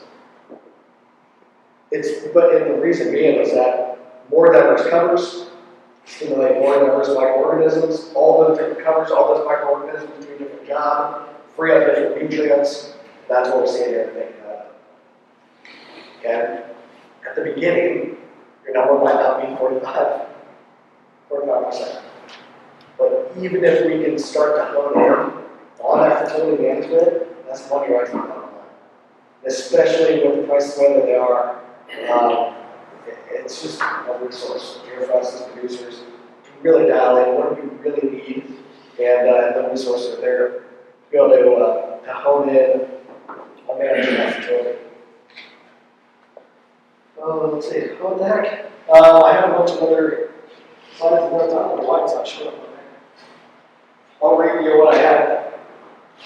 I'm going to talk about the things that we produced on our fertilizer side. No ag line in the last 10 years. And no line in 10 years. The pHs have gone up. Especially the line out in that pH. We have to rebalance back out with ag line if we're throwing it out of whack in the first place. But because we've been focused on allowing the biology to balance the system for us and not throw it out of whack with the chemistry that we're applying, we see if the natural system balances out on its own. We haven't used line in 10 years. Yeah, it's okay. Like I said, we've reduced our taxes by a lot. Definitely want to get fully away from it. We've got some activity this year for the first time. So we'll see if we can really be there, really get hold of that home. I think that's going to be huge for us. Our spring fertilizer, our current program, so our standard previously was we usually use about 125 units of phosphorus per acre per year. 125 units of phosphorus per acre per year. Potassium about the same. Over these past couple years, we've reduced that all the way down to only 17 pounds of phosphorus per acre per year. Now we're all the way down to 0 here for this year. Now that's been a progress here. Don't just cold turkey on some of this stuff. It's been a process of converting what used to be only inorganic phosphorus in our soil to now there's more and more of it in organic form. We've pulled back on the synthetic fertilizer, allowed the natural cycling to be our fertility program for us. We're actually seeing the nutrient levels in our soil go up. We see this time and time here. We got a starter that we utilize now to get more of that directly in the furrow, help that small seed to get up and going, create the symbiotic relationship with the microbes in the soil. As the natural system cycles nutrients, then it's there for later on in the year. But the starter something we want. We play around with a lot of different stuff too. There's all these different biologicals and lots of different starters. Play around with it, see what works for your farm. We've seen really good results. We've seen nothing. It depends on the different product, depends on the hybrid, depends on the year. There's lots of things with there. Learning microbial products and stuff. And but it's worth a try. Worth a try on the farm. We can turn about 32% in the season, like I said, if we need, and the hanging test 2 weeks before applications are looking good. Like I said, we've been doing even as much as weekly. But I've got interns and people I can send out there to do that kind of crazy stuff. But I put their game too is we're doing it weekly because these parameters change all the time. And then when I go out there and spot sample once, I can cross-correlate it with the weekly data to see how we rank. How we stack up compared to the weekly data. With the weekly data, we kind of know what already happened, and we kind of know what will happen based on our historical weekly data.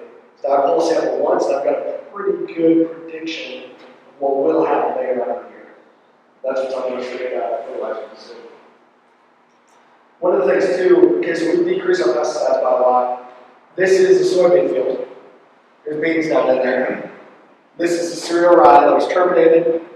I took this picture on June 15th or something like that. We were terminated last week in May. Beans are in there about knee high.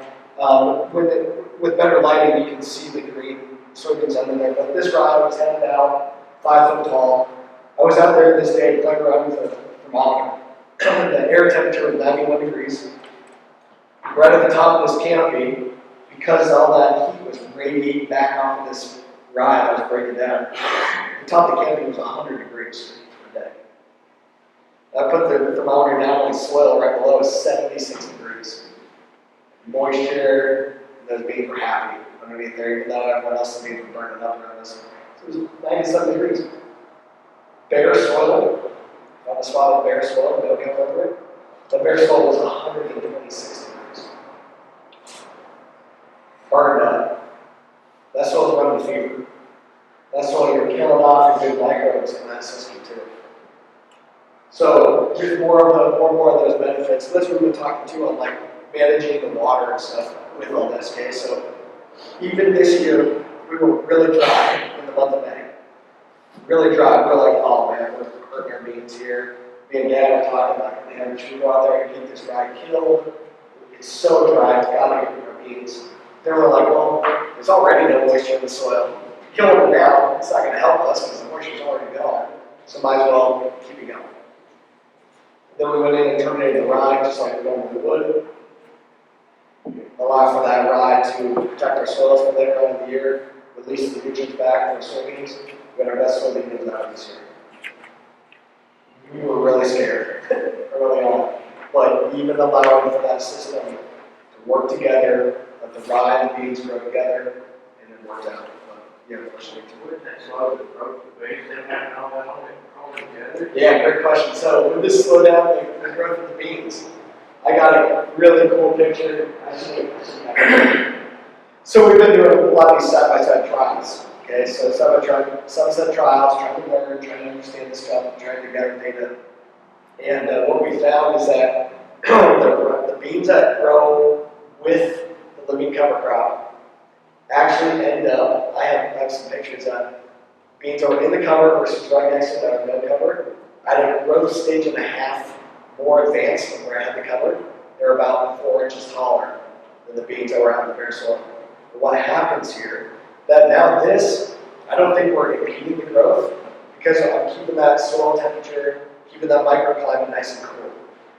Versus having no cover and it be burning up here and really impeding my soybeans.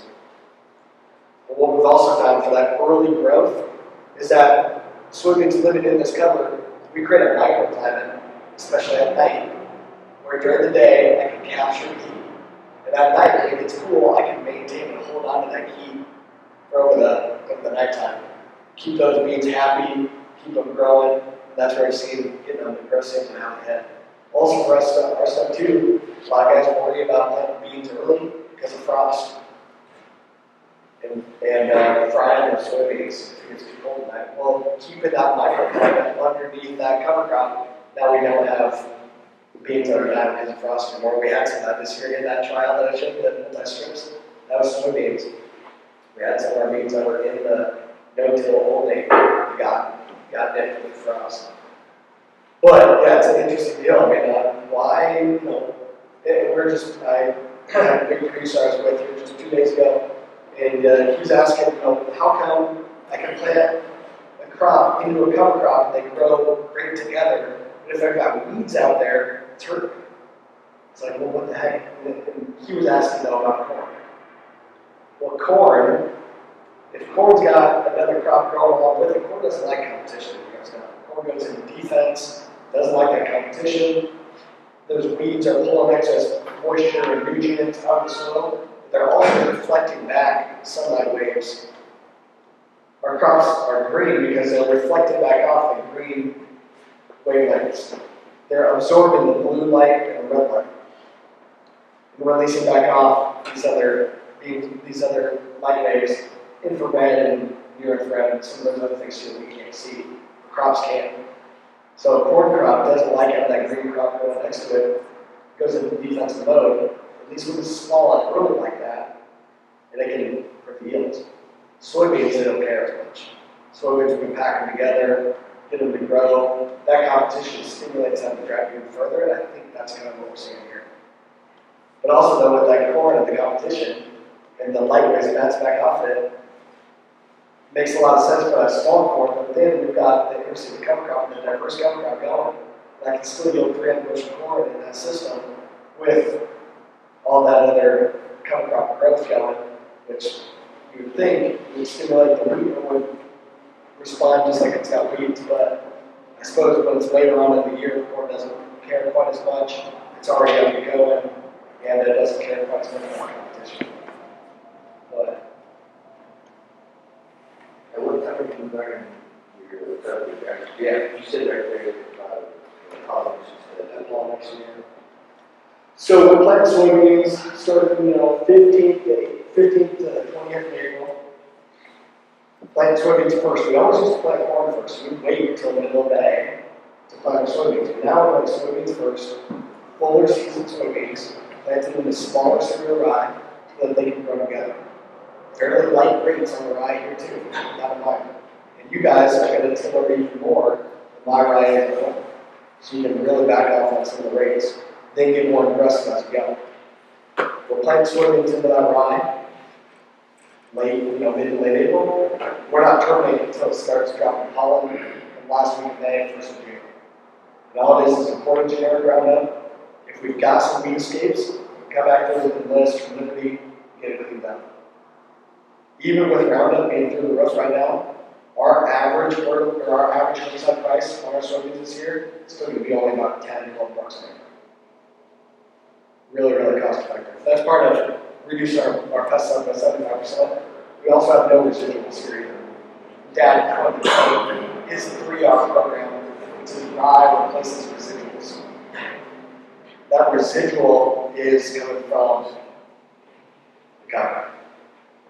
And as we know too, rye has an allelopathic effect on small seeds as well. The rye itself can exude out compounds that hinder weed germination. But we see that mostly on small seeds like pigweed, not necessarily on larger seeds like our corn soybeans. So, this kind of slide function up here. I said our corn burned down, ground up, heated up with a little bit of 32%. We used to do 3-4 gallons. Now we're going to do 1 or 2 gallons of 32% with the Roundup in the water. We're going to try to decrease our water rate a little bit to heat up the blend and see if we can kind of cut back on some of our Roundup because it is expensive. We'll still have some, maybe half a pound of atrazine in that year for this year, but we've really been getting away from that as well. So how much water volume you spray it in? Usually like 15 to 18 gallons. Total volume? Total. 15 to 18 gallons, and we're looking at being able to dial that back just a little bit. Especially with this cover crop stuff there too. Okay, we're planting corn into the cover. I recommend waiting, at least wait like 24 hours, even 48, 72 hours later, then go and kill it. Because with that cover crop, when you go in there and you plant into it, you're chewing it up.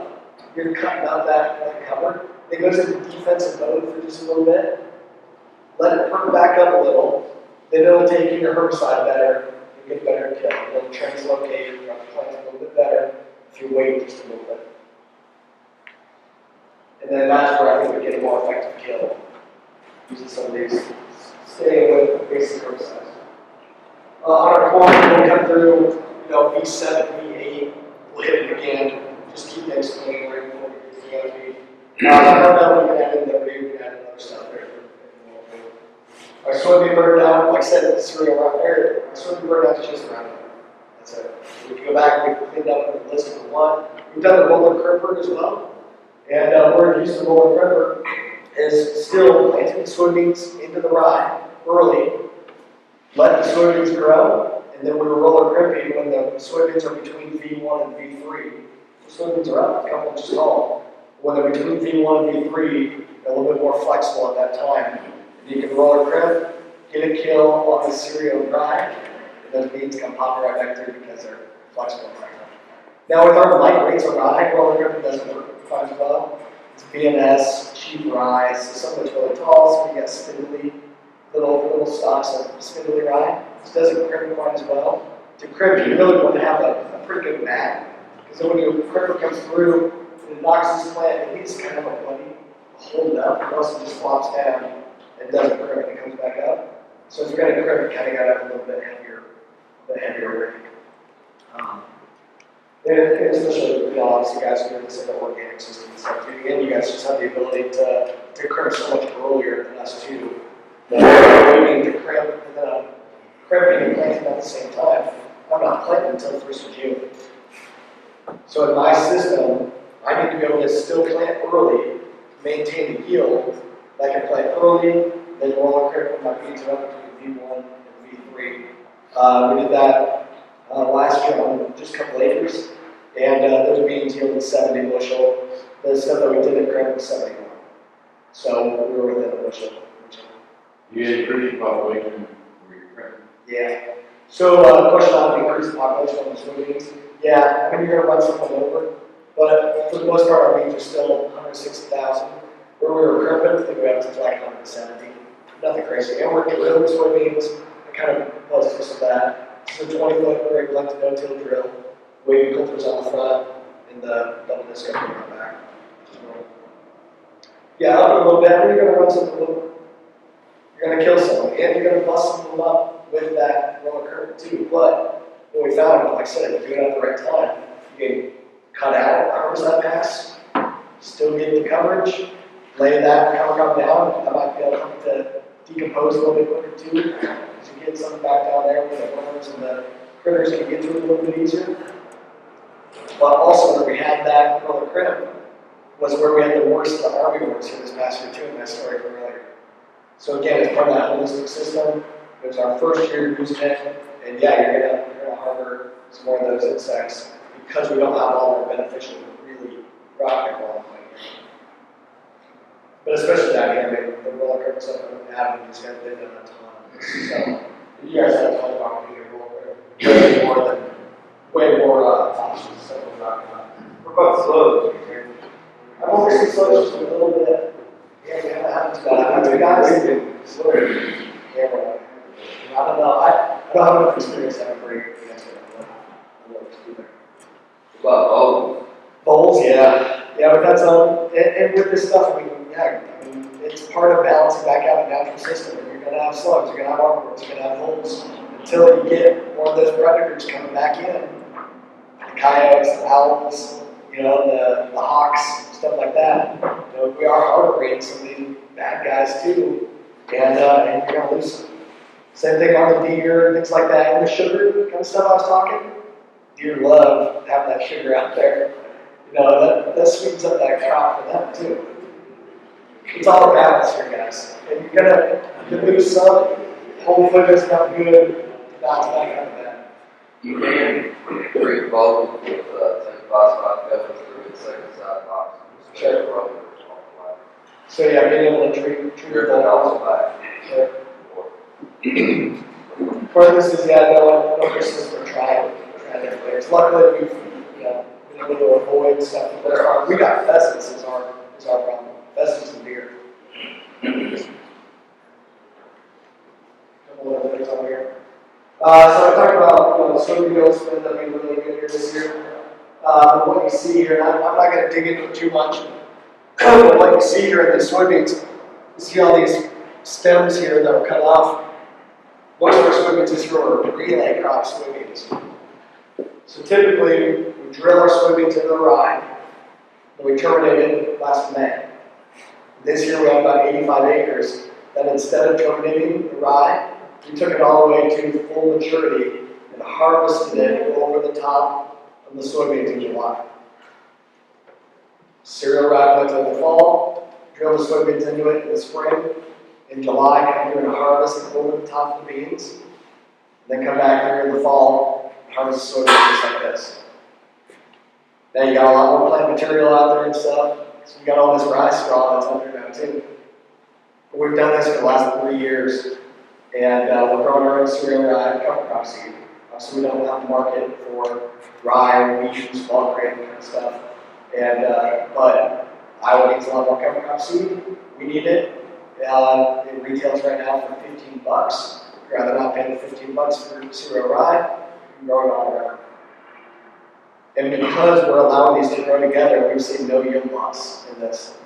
These soybeans, on average, are getting 15, 20, up to 30 bushel the acre on rye. Nothing fancy. It's 1 bushel the acre. It's drilled in. It's not, we can use nitrogen on it, we ran some trials. But we're not really pushing on the rye. My primary objective is soybean yield. We've seen no decrease in the soybean yield. 15 to 30 bushel on rye, it still makes 70 bushel soybeans. One last herbicide pass, we can come through after we harvest the rye, we come through and clean up the shot of enlist. And we can use fungicide if we want. Again, it's forcing these soybeans to really work. In this system, you really got to use full season soybeans. So you still want them to be in vegetative mode. You pull off that rye. Now they get all this extra sunlight, and they can really rock and roll with that. But being able to allow for this, and it just gives more options here too. An option of, if that rye looks really good, keep it, take it all the way to harvest. If it doesn't look that great, spray it. But it's just it's been a bonus crop for us, and it's been awesome, a lot of fun. I can dig into that later for one, but for the most part, you guys have such an ability to double crop. I don't have that. So we've got to be more creative if we are going to diversify our system. And for us, we don't have a market for small grains, and because of some of the fixed costs too on the land, it's tough for us to get small grains to work and pay the bills. But by doing the relay cropping, now we've been able to really get it. I guess I do. This is my economics on my soybeans. In the relay crop, which is what most of our soybeans were, and that's how my soybeans were this year. Total $702 an acre into this. Main thing being my land on my farm is $430 an acre. But it's the rye seed that I was going to have anyway, rye planting that I was going to have anyway, soybean planting and seed that I was going to have anyway. Reduce a herbicide pass, combine twice instead of once. So I've got that added in here. Harvesting at $32 an acre. Come back through with the herbicide, just one pass. Harvest the soybeans again. There would be there's trucking and stuff like that goes into the totals, but it's been a good way to diversify our system. Then 20 bushel rye on average, call it $8 a bushel for cheap mid-run rye. We've got new revenue coming in there, and really a lot of it's opportunity cost. Soybeans, 70 bushel a acre average around this year. $13. I got some of it going better than that, I'm sure you guys do too. So good revenue coming in on the soybeans, and being able to drive a lot more profit. And that's what this is about. So really interesting. Again, in you guys' system, this might be an option, but the double crop, you guys can get economics and stuff looking like this here too. Also with all our stuff, we're not in any federal government program, nothing like that. We've got some of our acres that we use our Iowa $15 an acre caution program. We've never been in on a carbon program. And obviously with harvesting rye and soybeans together, then can't get insurance on that. So we're out there operating with it. But it's because we've diversified the risk. We've got enough margin built into this to really be able to make it very cost effective. Other things, we've been improving organic matter and stuff like crazy too. Build that up over time, and that's where you really get there. Water infiltration, I already kind of hit on that. The soil structure. Is that OEM improvement easier to do for you being farther north in the blue? So I think it's a little bit of both. It's a great question. Okay? Because I'm further north, and I build up organic matter faster than you guys can build down here. I think I've got a little bit of both. Okay, so in my climate, I can build up organic matter during the year, then I've got it frozen, so my system's not burning off that carbon quite as fast during the winter. But out here, you guys can be pulling in more carbon for more of the time of the year, and you're also burning it up more days out of the year too. So in order to build it further south, you just have to be even more aggressive with that diversity. There's guys out here that can build them real fast.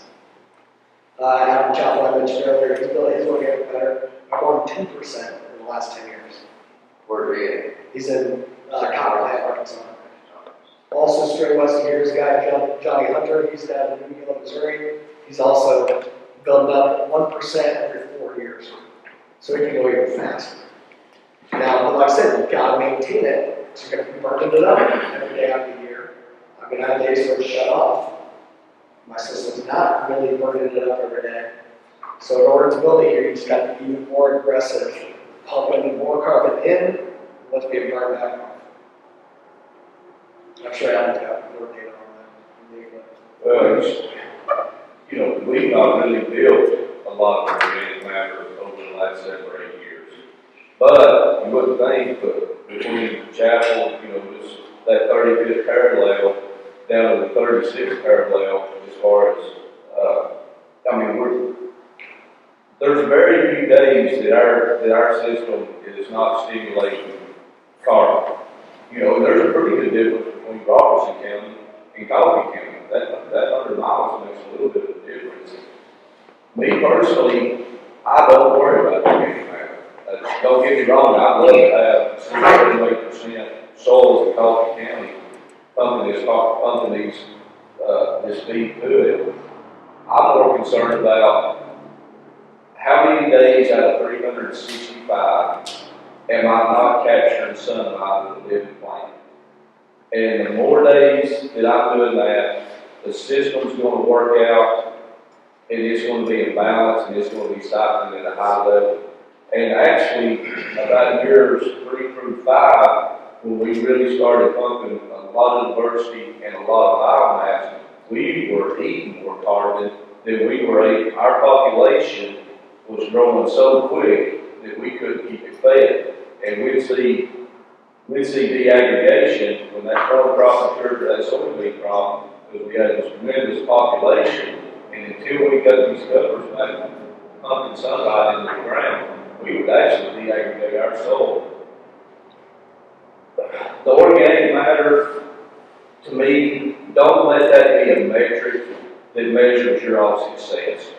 Okay? If you want to increase organic matter in the South, integrate livestock. If that's your metric that you want to hang your hat on, integrate livestock, you'll see an increase in organic matter. But we got 365 of them every year. Anytime the more, the goal should be the more times that you got something green absorbing sunlight, things are going to work out. No, that's a great point, and it's because, like I said, the more days you can capture that sunlight, the more photosynthesis you got going on, the more of that carbon that plant is capturing as CO2, and it's pumping it as liquid carbon into that soil and feed those microbes. And the more you feed the microbes, the more the nutrient cycling goes on, and then that's where you can see the quicker dollars and stuff too, like getting that system to function naturally on its own.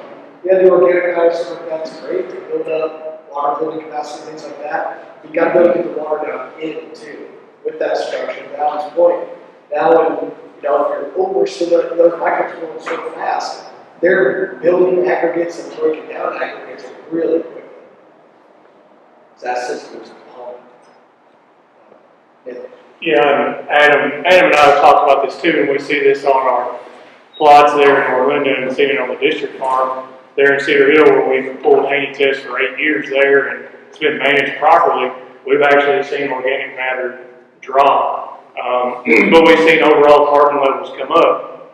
And so that really eye-opening to me is, don't be organic matter your driving force. It's you've got to feed those microbes. And one thing we saw when I worked in Murray County, south of Nashville, we had a grower there. There was a good grower, no-till. He didn't do cover crops, but it was cereal rye every fall, and it was 2 bushel an acre. He was harvesting for seed, and he was like, dude, he said, I've got 5% organic matter, but he said, my corn looks like crap every year. What's going on?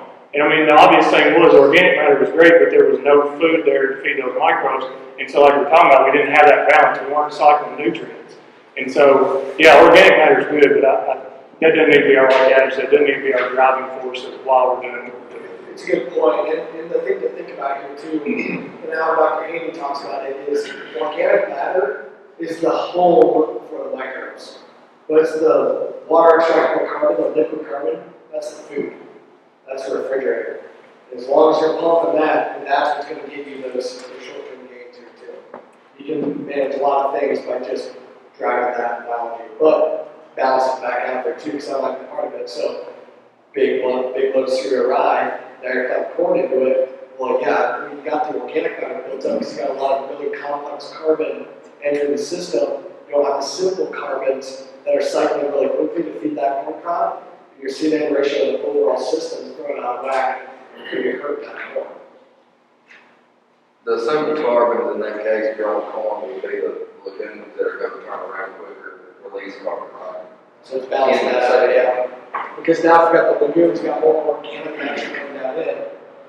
So corn, I mentioned, I see that ratio of around 56:1 right now, at least that's kind of the number I use. Soybeans more like 22:1. That could be down natural ratio. So these lower carbon sources, less carbon going down in, more nitrogen coming down in because of those lagoons. And you're able to grab that balance in the carbon situation.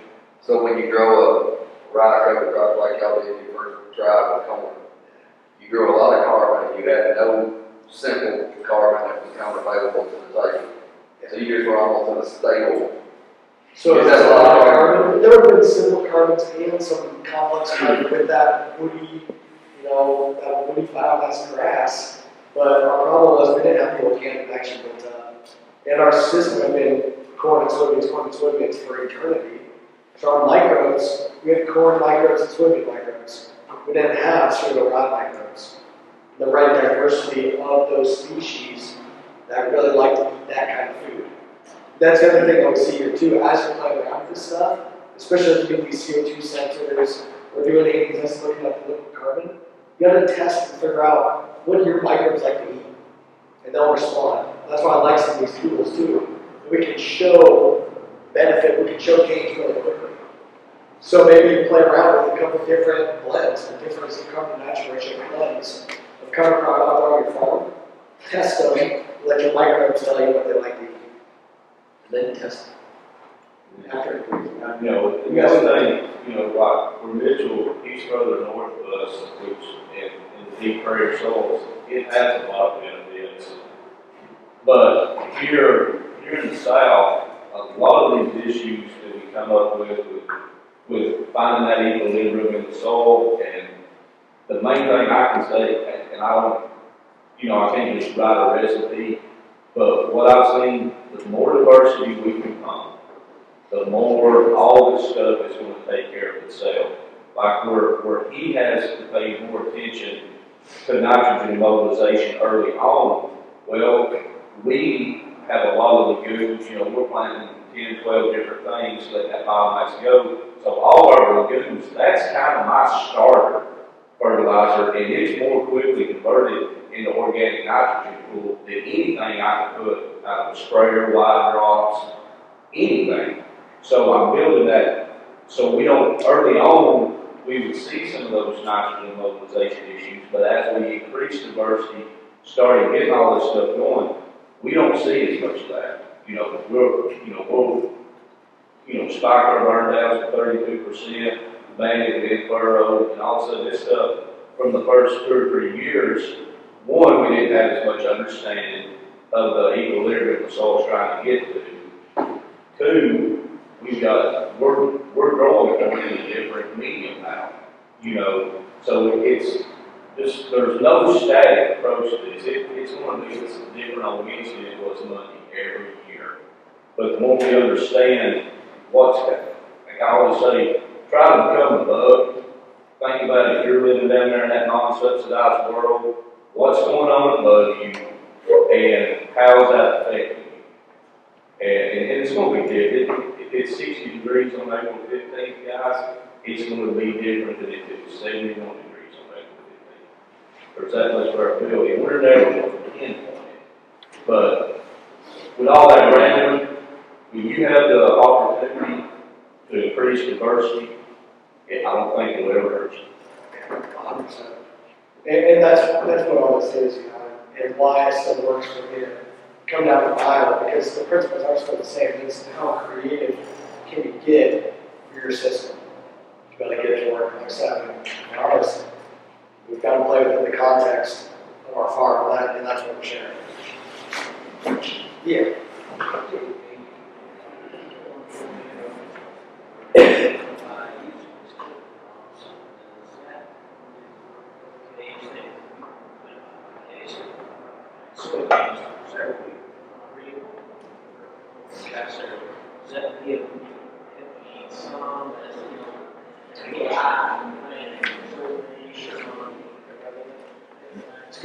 So his question's on, for my system, we're pretty much straight up corn, soybeans, as is 99.9% of Ohio.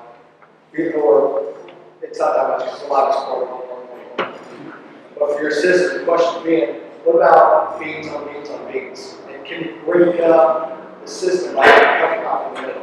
I think you can, but keep it in mind that those legumes out there, those soybeans, which are being cropped that's been grown for a good period of the year, that soybean's got that carbon to nitrogen ratio of being pretty low, 20, 22 to 1. So you're not going to get as much carbon pumped down in. And I think if you allow for that cereal ride to get big enough and to balance that out, I think you could be okay. But that's where you got to be able to test. And it might be maybe 2 to 3 years of soybeans with big cereal ride, and then go back to a corn rather than straight up every other year. But it is something to pay attention to, and I think that's where we've ran into some issues. And the guys that are really deep into this, they don't like soybeans or some of these legumes at all because they're not getting enough carbon down in and too low as a carbon to nitrogen ratio. They tell you anytime you're doing just monoculture legumes like that, you're burning up the house. You're burning up your organic matter. For me, it's still got to fit the context of your system. And I also am worried of other diseases and pathogens and stuff like that, on beans on beans on beans. And that's a big part of why in Iowa there's hardly any beans on beans because of nematodes and sudden death. This is somewhat reasonable, like when we're growing a wheat crop and then we follow right behind the combine double crop of beans, that we're not really gaining any real good from the wheat crop that we immediately follow with all the nitrogen that has to cycle through the profile. Well, you still got the wheat that's giving you some carbon and stuff down in there, and then you can maybe balance it back out with your soybeans, and then be able to go back to corn or something else after. But I mean, you're still going to have a good chunk there where there's no activity going on too, because that month or so before you harvest off that wheat crop, you're not going to have active photosynthesis going on here either. So you're not going to have that liquid carbon going back down into that soil because of that period there where that photosynthesis basically stops. You hit the physiological maturity on the wheat, then you're letting it dry down. Well, there's no carbon being pulled down in. So your microbes are burning up that liquid carbon over that period where you're not feeding back down in the system. Then you're planting soybeans, and it's going to take a couple weeks before those beans really start getting any kind of carbon back down in. They're not going to pump quite as much as a grass crop. So, but it's part of the balance, it's part of the system. We've got to kind of deal with it. But that might be again where maybe get something broken out with some of the sugars, or being able to, if you're going to have a herbicide program in there, being able to juice that up a little bit too and get creative with that pass across the field when those soybeans are small or before they emerge. I don't know. That's out of my context a little bit too. I just want to hit on one last kind of thing. I know we're getting kind of close to time, but we can continue chatting and stuff. I'll hang out here later on, but I at least want to provide a quick, here's my thoughts on these emerging markets for carbon markets or other sustainability kind of things, okay? Just provide just some quick thoughts and a little food for thought, okay? Right now, there's a bunch of groups that are really pushing on these carbon markets. I think they can be okay. I think there could be some opportunity looking into that, but it's something to be aware of. There's also markets emerging for improving water quality, improving water management, whether that be like pipeline kind of projects too, whether that be for irrigation and protecting aquifers, a couple different ways to look at reducing flooding, things like that. A couple different markets coming. What I really like and what I'm really excited for is for nutrient density. It showcases that with these regenerative practices, with a more balanced program, actually improving the quality of the grain or the meat or the product itself, and showcasing to the consumer that the things we're doing are driving an actual better quality product to the market. That's where the real opportunity is going to come, but it's not there yet. My take on these carbon markets today is that they're practice caution. If you're new to this stuff, if you want to make some practice changes, and the market fits for you, Sweet. Awesome. It can help you out. Stack that with the cost share program. Awesome. $1 to do it to the family operation. I'm all for it. As long as it's not a huge data lift, really watch how long the term is on these contracts, know how to get out of it. This is the Wild West here, and these things are changing all the time. I really worry about guys getting locked into these really long-term contracts, not knowing what the consequences are if they can happen. So read the fine print, probably have your lawyers to look at it too. Very sensitive. If you've got a program that fits the context you're following, can give you some decent dollars for the work that they want, and it's long-term and it's diverse. Sweet. Awesome. All for it. Good opportunity for guys that are new to this, learning something here, hopefully take something home. Seeing up to 40, maybe 50 bucks a day for some things happening. For the most part, though, most programs are looking at 7 to 10 bucks a day. Nothing crazy, you're not going to get rich off of it. And if it fits, if it's not a lot of work, it's long-term risk first. So it's 10 bucks a day that we didn't have before. We're talking with a bunch of them.